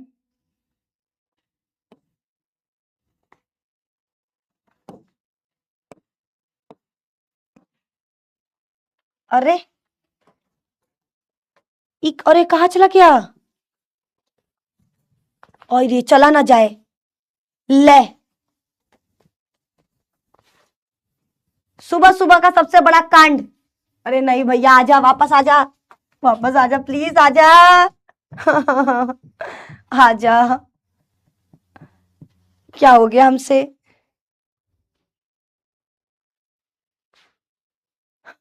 कौन नजर लगा दिए जी? कौन टीचर हमारा क्लास देख रहा है? कौन बायो का टीचर हमारा क्लास देख रहा है? नजर याद दिया, कसम से आ गया, वापस आ गया। जय जय भगवान जी। ठीक है, बच गए। कहाँ थे जी? वापस आ जाते हैं। ठीक है, अब जरा दिमाग नहीं लगाएंगे। जब मेरे पास दिमाग नहीं है, क्यों लगाना है ना? हम एक्स्ट्रा दिमाग लगाने लगे, इसको ऊपर नीचे करने लगे। ऊपर नीचे के चक्कर में बताओ सब चला गया। अब हमको कुछ नहीं करना है। ठीक है, देखो, इसमें हानिकारक रोगाणु को मारकर या कमजोर करके व्यक्ति के शरीर में डाल दिया जाता है ताकि शरीर उसके खिलाफ प्रतिरक्षा तैयार कर सके। और जब भविष्य में, ठीक है, नेक्स्ट पॉइंट लिखेंगे, और जब भविष्य में सच में और जब भविष्य में वो रोगाणु सच में हमारे शरीर में आता है। ठीक है, और जब भविष्य में वो रोगाणु सच में हमारे शरीर में आता है। ठीक है, और जब भविष्य में वो रोगाणु सच में हमारे शरीर में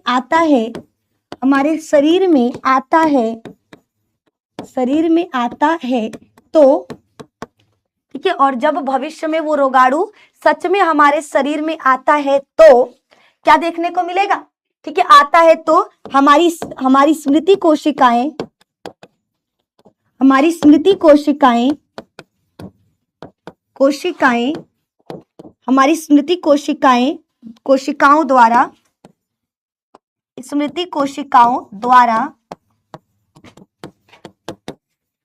द्वारा इसके खिलाफ प्रतिरक्षा तैयार किया जाता है। ठीक है, हमारी स्मृति कोशिकाओं द्वारा उस हानिकारक जीवाणु के खिलाफ प्रतिरक्षा तैयार किया जाता है।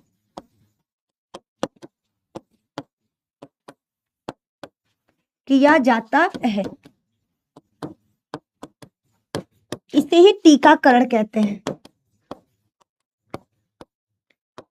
ठीक है, टीकाकरण कहते हैं। ठीक है, ये सभी को याद रखना है, ये सभी को बच्चा याद रखना है। ठीक है, चलो अगला सवाल, रोग का प्रसार कैसे होता है। ठीक है, नेक्स्ट क्वेश्चन आ चुका, नेक्स्ट क्वेश्चन आ चुका, रोग का प्रसार, रोग फैलता कैसे। ठीक है, रोग हमारा फैलता कैसे है, तो याद रखना रोगों में संक्रामक रोगों का ही प्रसार। देखो रोग दो तरह का होता है, एक संक्रामक और एक असंक्रामक। याद रखिएगा रोग दो तरह का होता है, एक होता है संक्रामक और एक होता है असंक्रामक। संक्रामक का मतलब होता है ऐसा रोग जो एक शरीर से दूसरे शरीर में जा सकता है। ठीक है, और असंक्रामक का मतलब होता है ऐसा रोग जो एक शरीर से दूसरे शरीर में नहीं जा सकता है ना, उसे क्या कहते हैं, असंक्रामक। तो देखो रोगों में संक्रामक रोगों का ही प्रसार होता है, उसको फैलाने के लिए कौन कौन से, पहला संक्रामक रोगी से सीधे संपर्क द्वारा। ठीक है, मान लो किसी को वो रोग है, आप उसके संपर्क, किसी को दाद है, खाज खुजली है, वो खजुआ रहा है, मान लो तुम्हारा कोनो दोस्त है, वो दिन भर भैया ऐसे ऐसे करके खजुआ रहा है और तुमको छू दिया, तो अगले दिन से वो खजुआएगा, उसके साथ बैठकर तुम वो खजुआओगे, दोनों खजुआओगे। ठीक है, तो ये क्या है, ऐसा रोग जो भैया रोगी के संपर्क में आने से फैलता है। ठीक है, एक तरीका ये हो गया। दूसरा रोग वाहकों द्वारा, जैसे मच्छर मक्खी, इनके द्वारा, या संक्रमित साधनों जैसे सुई या रक्त के द्वारा या आपके शरीर के द्रव के द्वारा। ठीक है, तो इनको याद रखना है, लिखेंगे रोगों में संक्रामक रोग का। ठीक है, रोगों में किसका, संक्रामक रोग का ही प्रसार होता है। रोगों में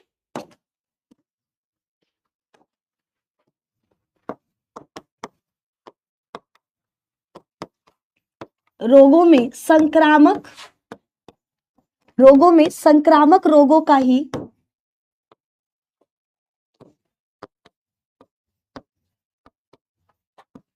ठीक है, रोगों में संक्रामक रोगों का ही पहचान होता है। ठीक है, ये पहला चीज याद रखना है। पहला चीज क्या होगा, पहला चीज क्या होगा, रोगों में संक्रामक रोगों का ही, अरे पहचान कह रहे, प्रसार। ठीक है, प्रसार होता है, रोगों में संक्रामक रोगों का ही प्रसार होता है, ये सभी को याद रखना है। क्लियर।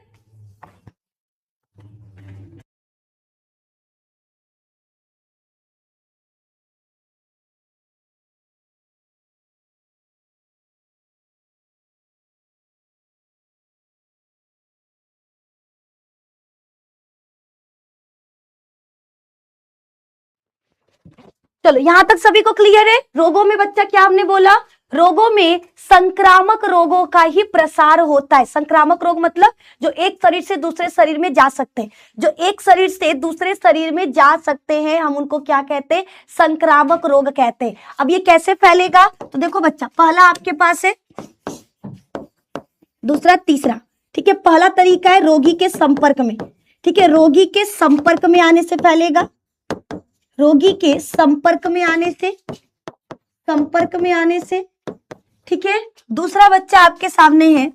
ठीक है, पहला क्या है, रोगी के संपर्क में आने से, दूसरा आपको याद रखना है क्या, हाँ रोग वाहक जैसे मक्खी और मक्खी मच्छर से। ठीक है, तीसरा संक्रमित साधन। ठीक है, तीसरा क्या है, संक्रमित साधनों जैसे सुई, रक्त या शरीर के द्रव से, है ना, ये आपको याद रखना है। सभी को यहां तक क्लियर है।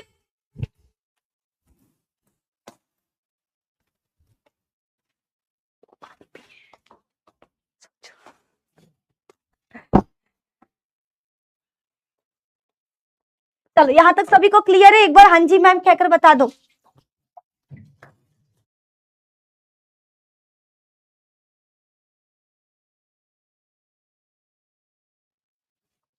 ठीक है, यहां तक सभी को क्लियर है? मैम आप अपने रसगुल्लों को इग्नोर क्यों कर रही हो? अरे नहीं कर रहे हैं जी, रसगुल्लों को कैसे इग्नोर कर सकते हैं? प्यास लगा हमको बहुत जोर का। आग है आग, गरम में गरम बहुत ज्यादा ला दी है। ये सुबह से प्यास ले रहे हैं, पानी नहीं पिए एक बूंद।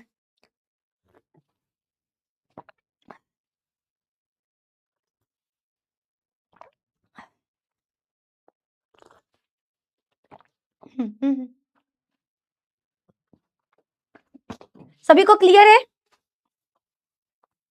ठीक है, यहां तक बताओ सभी को क्लियर? एक बार हाँ जी मैम, ना जी मैम कुछ बोल दो। क्लियर है? ओके, ये सब लिख लेना, ठीक है, बहुत इंपॉर्टेंट है।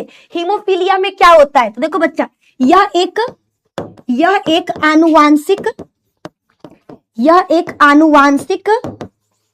आनुवांशिक मेंडेलियन विकार है। आनुवांशिक मेंडेलियन विकार है,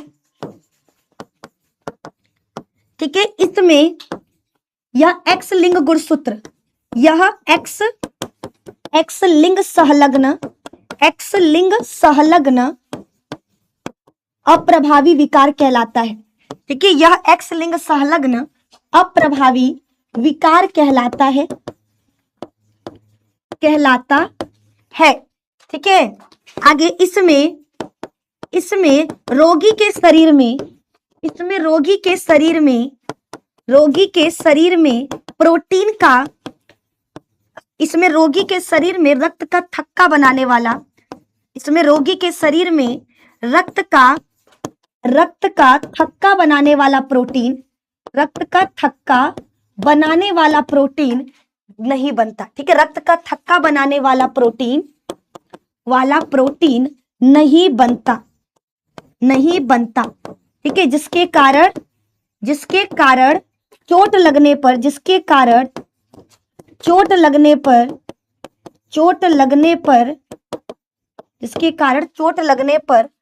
का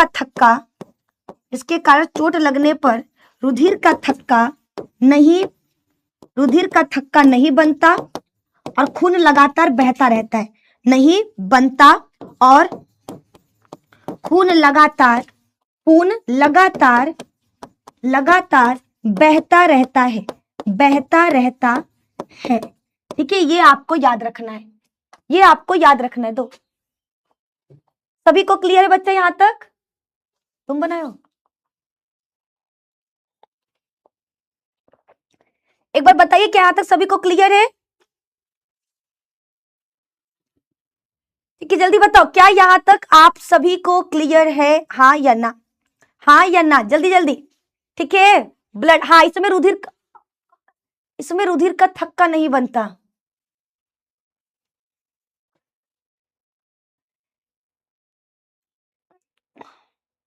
इसमें क्या नहीं होता? रुधिर का थक्का नहीं बनता, ठीक है। ये सभी लोगों को याद रखना है। चलो अगले सवाल की तरफ। नेक्स्ट क्वेश्चन बच्चा आपके सामने आ चुका, आ जाओ देखा जाए। अगला सवाल क्या है? बायो प्रोस्पेक्टिंग से आप क्या समझते हैं? ठीक है, अगला सवाल है बच्चा बायो प्रोस्पेक्टिंग, ठीक है। ये क्या है? ठीक है, क्लियर है? ओके तो जल्दी जल्दी बताओ भैया, क्या यहां तक आपको हमारा बात समझ में आया है ना? सभी को यहां तक क्लियर है? ठीक है, कहां भाग रहे हो? कहीं नहीं जाना है। बायोप्रोस्पेक्टिंग, पारिस्थितिक तंत्र में जैविक क्रियाकलापों को वैज्ञानिकों द्वारा अध्ययन करना, जीव के बाहरी रचना, आंतरिक रचना, जीवन शैली, पोषण, प्रजनन, आयु के साथ साथ इनकी आनुवांशिकता संरचना पर सतत निगरानी रखना बायोप्रोस्पेक्टिंग कहलाता है। बायोप्रोस्पेक्टिंग का मतलब होता है नजर रखना, ठीक है। वैज्ञानिकों के द्वारा क्या करना? पारिस्थितिक तंत्र में जैविक क्रियाकलापों, है ना, पारिस्थितिक तंत्र में जैविक क्रियाकलापों का वैज्ञानिकों द्वारा अध्ययन करना, जीव के बाहरी रचना के बारे में, आंतरिक रचना के बारे में, ठीक है, जीवन शैली के बारे में, पोषण के बारे में, प्रजनन के बारे में, आयु के बारे में और इनकी आनुवांशिक संरचनाओं पर सतत निगरानी रखना, इसी को हम कहते हैं बायोप्रोस्पेक्टिंग। क्या? बायोप्रोस्पेक्टिंग सिंपल सा है। बायोप्रोस्पेक्टिंग का मतलब क्या होता है? पारिस्थितिक तंत्र में मौजूद, लिखेंगे पारिस्थितिक तंत्र में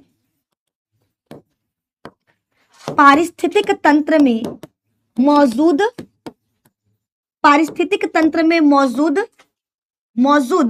जीवों के क्रियाकलापों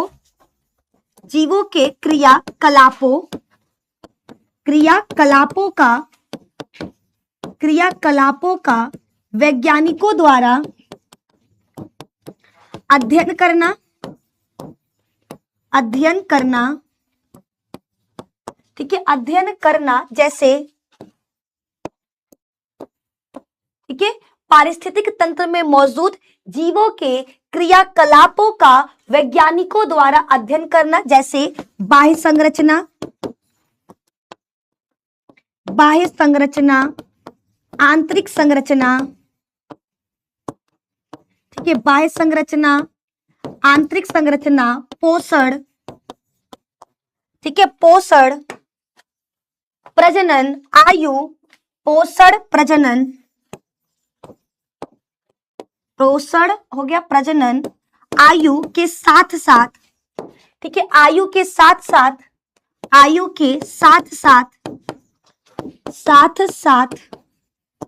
संरचना पर सतत निगरानी रखना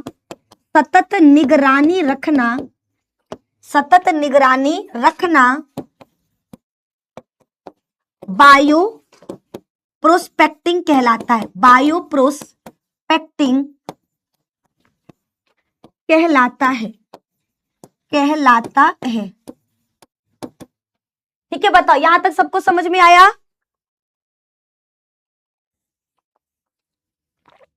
बोलो बोलो, यहां तक आपको हमारा बात समझ में आया?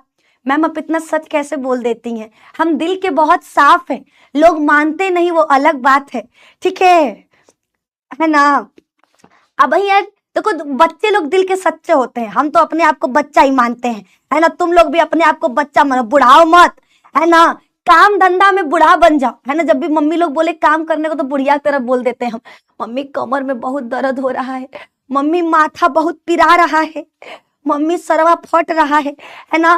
काम धंधा में हम बुढ़िया बन जाते हैं, लेकिन बाकी सब काम में हम बच्चा, ठीक है?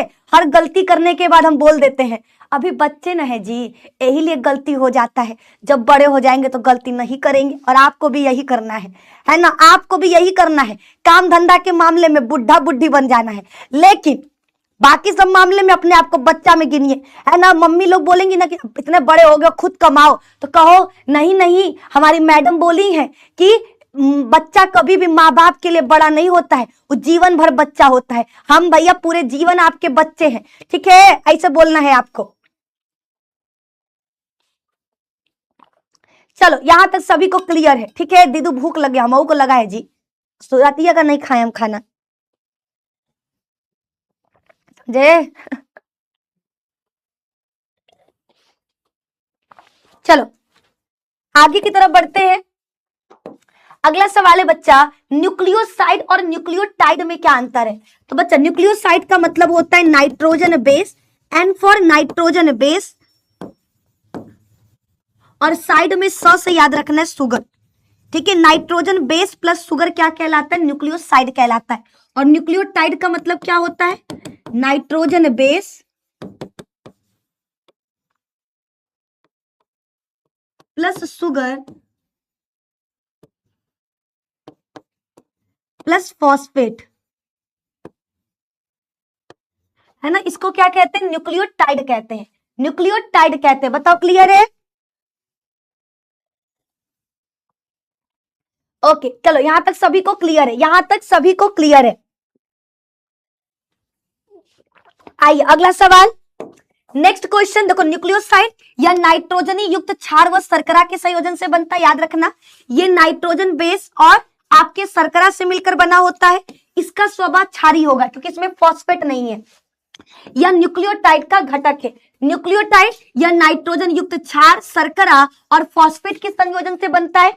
फॉस्फेट आ गया, अब ये क्या कहलाएगा? अम्लीय कहलाएगा। जब तक फॉस्फेट नहीं है ये क्षारीय है, फॉस्फेट के आते ही कैसा हो जाता है, हमारा ये अम्लीय हो जाता है। ये सभी को याद रखना है। और यह न्यूक्लिक अम्ल और ऊर्जा का घटक है। यह किसका, न्यूक्लिक अम्ल व ऊर्जा का घटक है। ये बात भी आपको याद रखना है। बताओ क्लियर है जी मैम जी, यहां तक सभी को क्लियर। चलिए अगला सवाल, अगला सवाल, नेक्स्ट क्वेश्चन। क्लोन, क्लोन किसे कहते हैं बच्चा, तो अलैंगिक जनन द्वारा उत्पन्न होने वाले संतान, अलैंगिक जनन द्वारा, अलैंगिक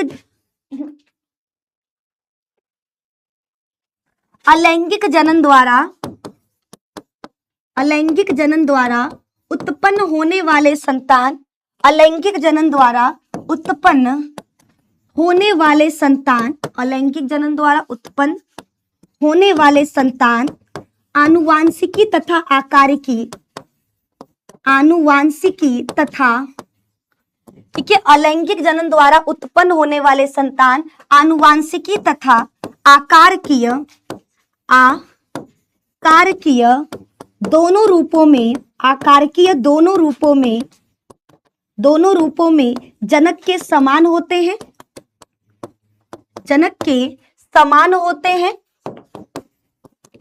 ऐसे संतान को क्या कहा जाता, क्लोन। ऐसे संतान क्लोन कहलाते हैं, क्लोन कहलाते हैं, क्लोन कहलाते हैं। ये आपको याद रखना है। क्लियर है।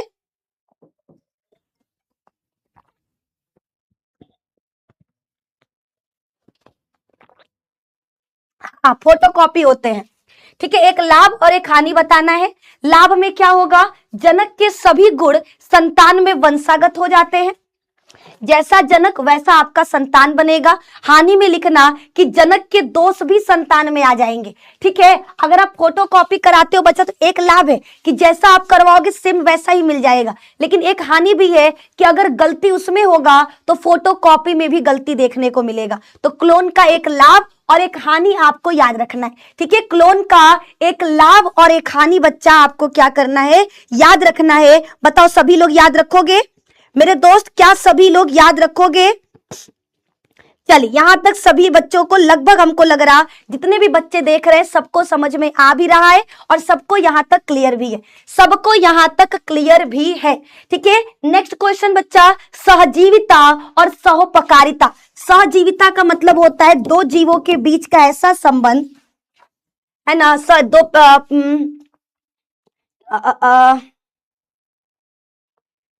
चलो सहजीविता और ये है सभोजिता। ठीक है, दो जीवों के मध्य का, दो जीवों के मध्य वो संबंध, दो जीवों के मध्य वो संबंध जिसमें एक जीव, जिसमें दोनों जीवों को लाभ होता है, जिसमें दोनों जीवों को, है ना, दो जीवों के मध्य का वो संबंध, दो जीवों के मध्य वो संबंध जिसमें दोनों जीवों को लाभ होता है, दोनों जीवों को लाभ होता है, सहजीविता कहलाता है, सहजीविता कहलाता है ना। दूसरा बच्चा आपके सामने है सभोजिता, है ना, सहभोजिता। इसको क्या याद रखना है, दो जीवों के मध्य का वो संबंध। ठीक है, दो जीवों,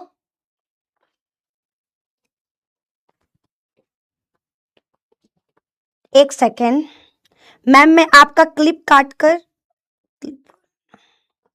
नहीं, ठीक है सदानंद जी, बिल्कुल नहीं। देखो हमारा क्लिप बहुत लोग डाल रहे हैं, अगर बच्चा क्लिप डालने से पैसा आ रहा है, अगर व्यूज से पैसा आता है, तो मेरे दोस्त आपकी ये बहन यही चाहती है कि मेरा हर भाई बहन पैसा कमाए, है ना। अगर हम इस चैनल से पैसा नहीं कमा पा रहे तो इसका मतलब ये थोड़े ना कि हम दूसरों को रोक देंगे। अगर आपको लगता है कि आप मेरे वीडियो से यूज करके आप पैसा कमा सकते हो, मेरे दोस्त मेरी तरफ से आपको खुला आजादी है। मेरा भाई बहन जो भी वीडियोस डालना चाहता है अपने चैनल पर आप प्लीज डालो, मेरे तरफ से कभी भी कोई भी कॉपीराइट नहीं जाएगा। आप मेरे तरफ से बेफिक्र रहना कि कभी भी निधि मैम आप पर कॉपीराइट डालेंगे। बस याद रखना कुछ भी ऐसा मत डालना जिससे मेरे करियर पर खतरा हो, बस इतना, इस चीज का ध्यान रखो। बाकी आपको खुला आजादी है बच्चा, अगर आप डालना चाहते हो आप बिल्कुल डाल सकते हो। ठीक है, मेरे तरफ से बेफिक्र रहिए, हम कभी भी कोई कॉपीराइट क्लेम नहीं करेंगे, ये हम आपसे वादा करते, आपकी ये बहन आपसे वादा करती है। ठीक है, चलो यहां तक सभी को क्लियर है।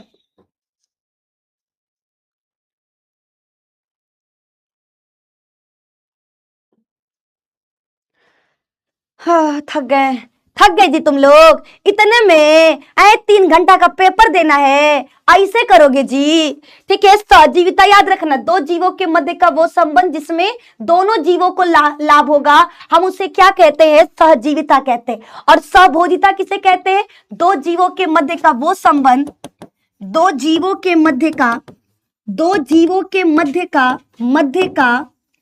वह संबंध जिसमें एक जीव को लाभ होता है, जिसमें एक जीव को लाभ होता है तथा दूसरे को न लाभ और न हानि होता है।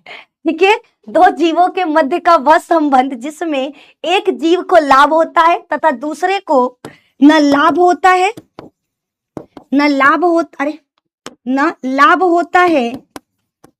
और न ही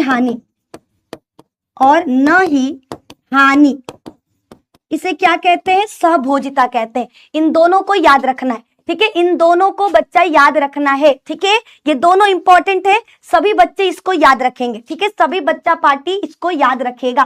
क्लियर है? ओके, बहुत बढ़िया। चलिए नेक्स्ट क्वेश्चन की तरफ बढ़ते हैं। ठीक है, सहजीविता और सहभोजिता दोनों हो चुका है, किसी को कोई दिक्कत परेशानी नहीं होना चाहिए। भोजन श्रृंखला किसे कहते हैं? तो भैया पारिस्थितिक तंत्र में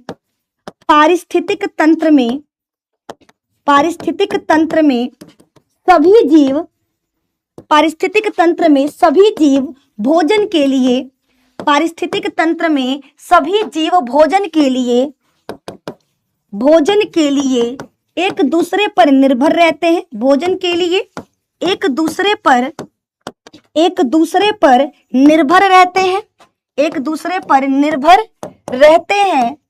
ठीक है, पारिस्थितिक तंत्र में सभी जीव भोजन के लिए एक दूसरे पर क्या रहते हैं? निर्भर रहते हैं, एक दूसरे पर निर्भर रहते हैं। उनकी यही निर्भरता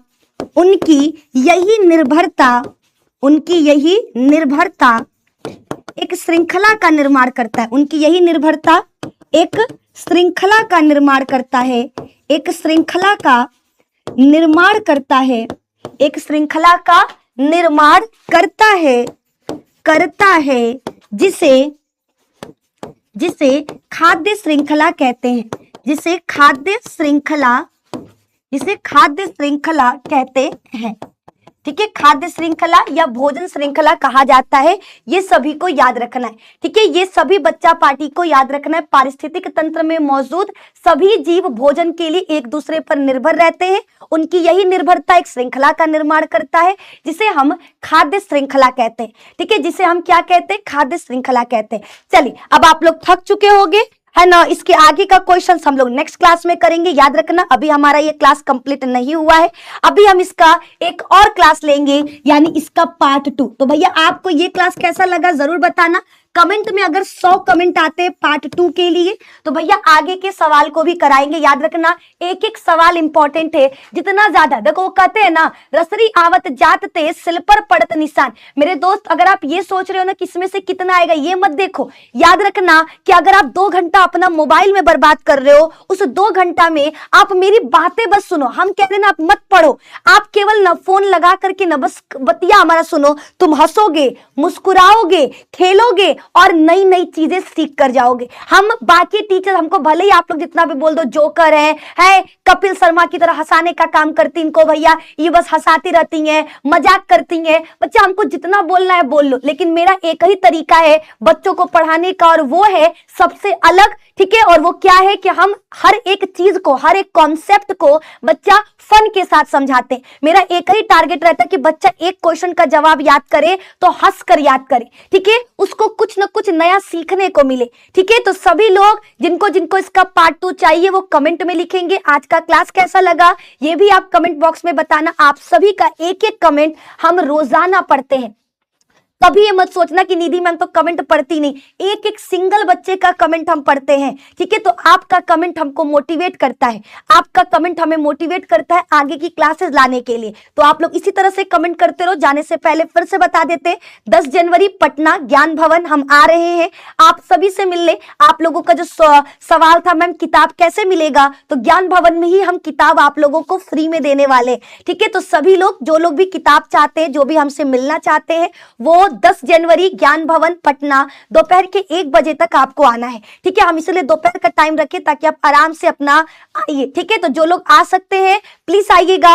मिलते हैं आप लोगों से नेक्स्ट क्लास में, तब तक अपना ख्याल रखिए, मस्त रहिए, निधि मैम की क्लासेस में आते रहिए। आज के लिए बस इतना ही, ठीक है। मस्त रहो। जय हिंद, जय भारत। अपने माता पिता को मेरा प्रणाम कहिएगा, उनको कहना उनकी एक बेटी बहुत मेहनत कर रही है, उस पर अपना आशीर्वाद बनाए रखे, ठीक है। मिलते हैं शाम को 7 बजे, ठीक है। शाम को 7 बजे अभी क्लास चलेगा, ठीक है ना। Okay then, bye bye bye bye bye bye bye bye.